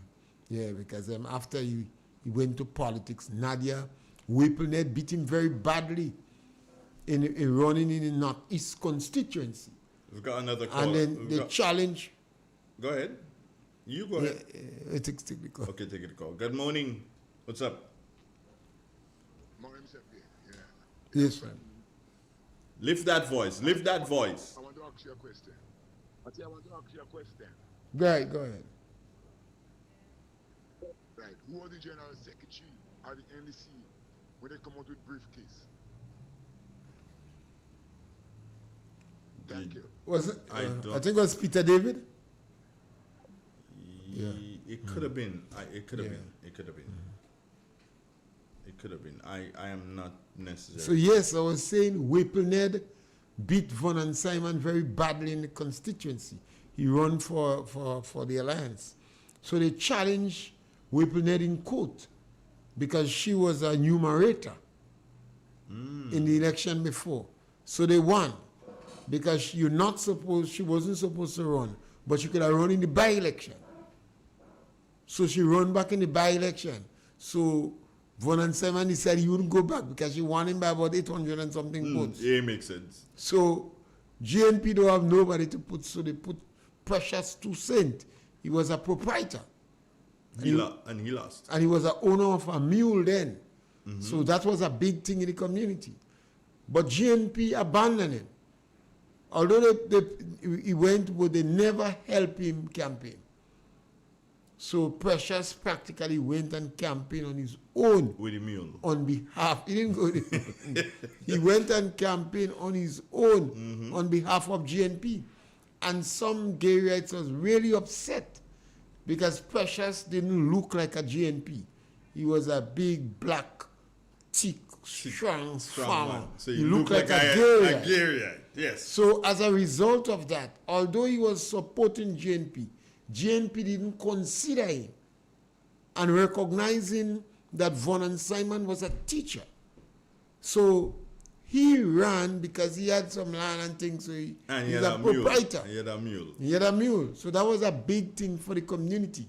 But it wasn't a big thing for the GNP Hefes. Because remember, they went to the airport and meet Ben Jones when he come with an entourage of vehicles. And they give him a toll to drop him when he home. and Ben just with Paul. And you living behind the airport? He living behind the airport. But imagine all these entourage of vehicles to drop a liar home from the airport. So he's always intrigues in these politics, and sometimes if you understand what happened then, you see how it plays out now. Somebody's saying here, Leroy Smart. Let's read this one. This is a nice comment. Keith Mitchell is a prophet. Everything he said before is coming to pass. God is good all the time. Likening Keith Mitchell onto a prophet. That's a strong. A political prophet. You could say adds a qualifier. Yeah. A political prophet. Yeah. And nothing is wrong with that, because he has been the most successful politician in Grenada and the Commonwealth. Sometimes we believe it's only people from away that do things. But to maintain a party and to win election on 3 occasions and win all the seats, and you have a opposition with a voracious appetite for victimization and disinformation and propaganda, Keith Mitchell is a done. It's what? It's 22 minutes after the 11 o'clock. You're almost there. We're almost there. And Francis, I'm going to say something here that folks have to understand how revealing this is. Now, Keith Mitchell, when we say that he want to control NNP like he feel NNP is his. He has been a leader for a very long time in a party. Long Look time. at Manning in Trinidad and Manley in, of course. Not only that. Carry the burden on the shoulder, you know. The NNP, they have a head office, don't they? Yeah. They've always had a head office. The building that they have the head office in is not theirs, they're renting. And they have people who they have to pay. They have to pay electricity, they have to pay water, they have to pay for phone, they have to pay for internet. All sorts of things, Francis. He's the head of the institution. So who providing this money? But in addition to that, his success story alone commands significant respect. You know, people have to understand it's like old Cresswell Julian in SAS. Talk to me. You cannot speak about SAS and don't speak about Cresswell Julian. GBSS, they have a special term for Ashby, something to do with tie. The GBSS boys like to tie. Okay. Speak about season tie. Yeah. But you cannot meet SAS boys and talk to them 5 minutes. And you don't talk about Cresswell Julian. Yeah. Likewise, GBSS. You can't speak about politics in Grenada and don't talk about the Grandmaster Keith Mitchell. Keith Mitchell? He is the success story. In fact, it's difficult to ask any member of NDC, and I dare anybody to try them. And we want some devil's advocate, some moderate NDC, try it with some hardliners. Start to ask them about Deacon. They jump in on Keith. Why Deacon go in Nigeria? Why is sneaking in the country? They're talking about Keith. Why did he flaunt the law in the GDB bank and raid the bank? They're talking about Keith. Why is it Deacon and several members of his team selling passport in CBI program? If you ask Culture Man about the road, he tell them about Keith. Anything. And that's what qualify him to be the FA. The FA, yeah. In NNP. Who else? That's what qualify him. We got a call here from, looks like a New York call. So let's say, good morning to you. How are you doing? Hello? Hello? Wow. Good morning. Good morning. We're hearing you. You just have to speak a little louder. We're hearing you. Talk to us. Yes, Andre, I'm hearing you. Good. Yeah, go ahead. Good morning. Good morning, and go ahead. Yes, Andre. Maybe. You know, it's amazing with KB and his behavior. He cannot. Yes. I think you're listening to the device back. I remember in 2009, KB was aligned to the NDC. in a meeting in Guam, NDC had a meeting in Guam, Anglican School, 2009. KB. Wow. KB and Yeah, we'd love to entertain you, Maybe bro, listen but to the I don't device. know. There's something wrong with your And connection. time is on us, yeah. And time is on our side. We hope that probably you can call us another time. Maybe next Friday morning or even Monday morning. I'll be here, and you can raise whatever you want to raise here.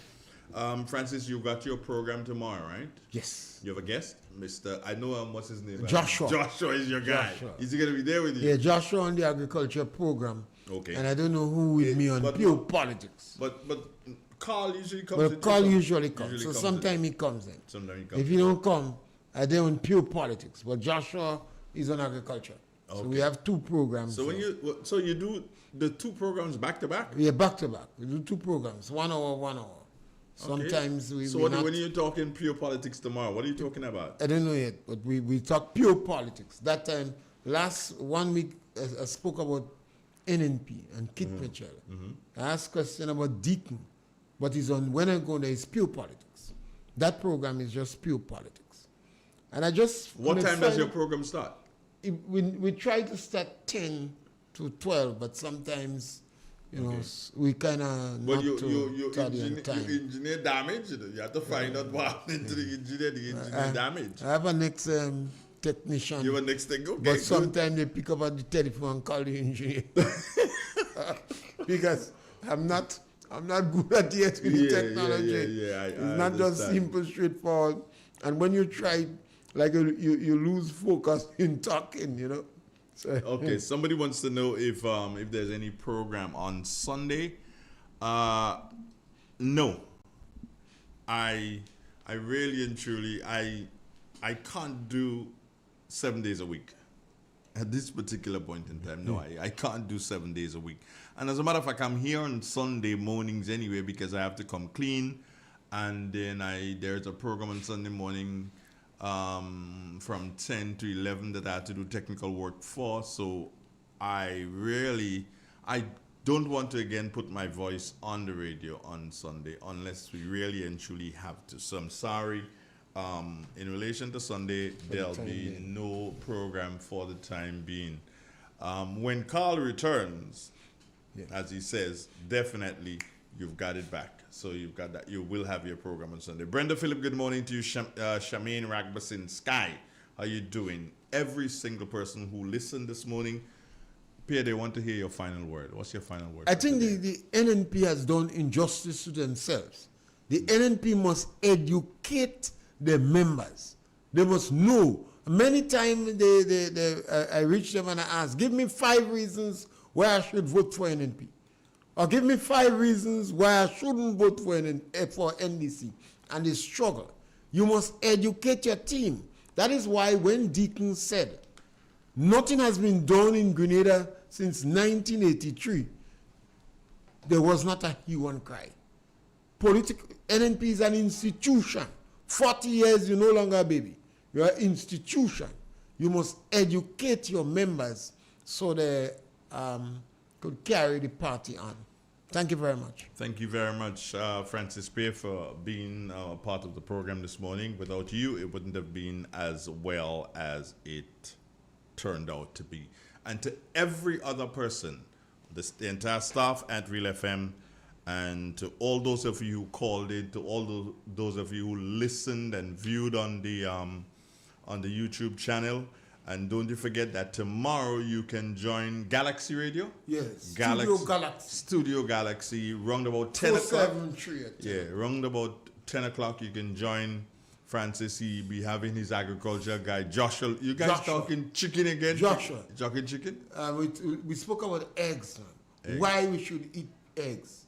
It's a good program. Okay. You should pick it up, give reasons why people must eat eggs. Right. Man must eat 8, 9, 10 eggs a day. At the end of the year, you eat 5, 6, 700 eggs. You know what to do for that you know what that will do for the economy? But what are doing for you? It makes you healthier. It helps. Yeah. It helps. Of course. It helps the libido. It helped. Well, I don't see anything where he bring blood. A lot of men was disappointing. They thought he bring blood, but it helped brain health. Oh, okay. I even encourage Deacon to eat some more eggs to Eat help some his brain. Like stop their lies. Okay. Great. Grenada, Carrico, Pretty Martinique, rest of the Eastern Caribbean. Men gone. Gotta be careful. You gotta be careful.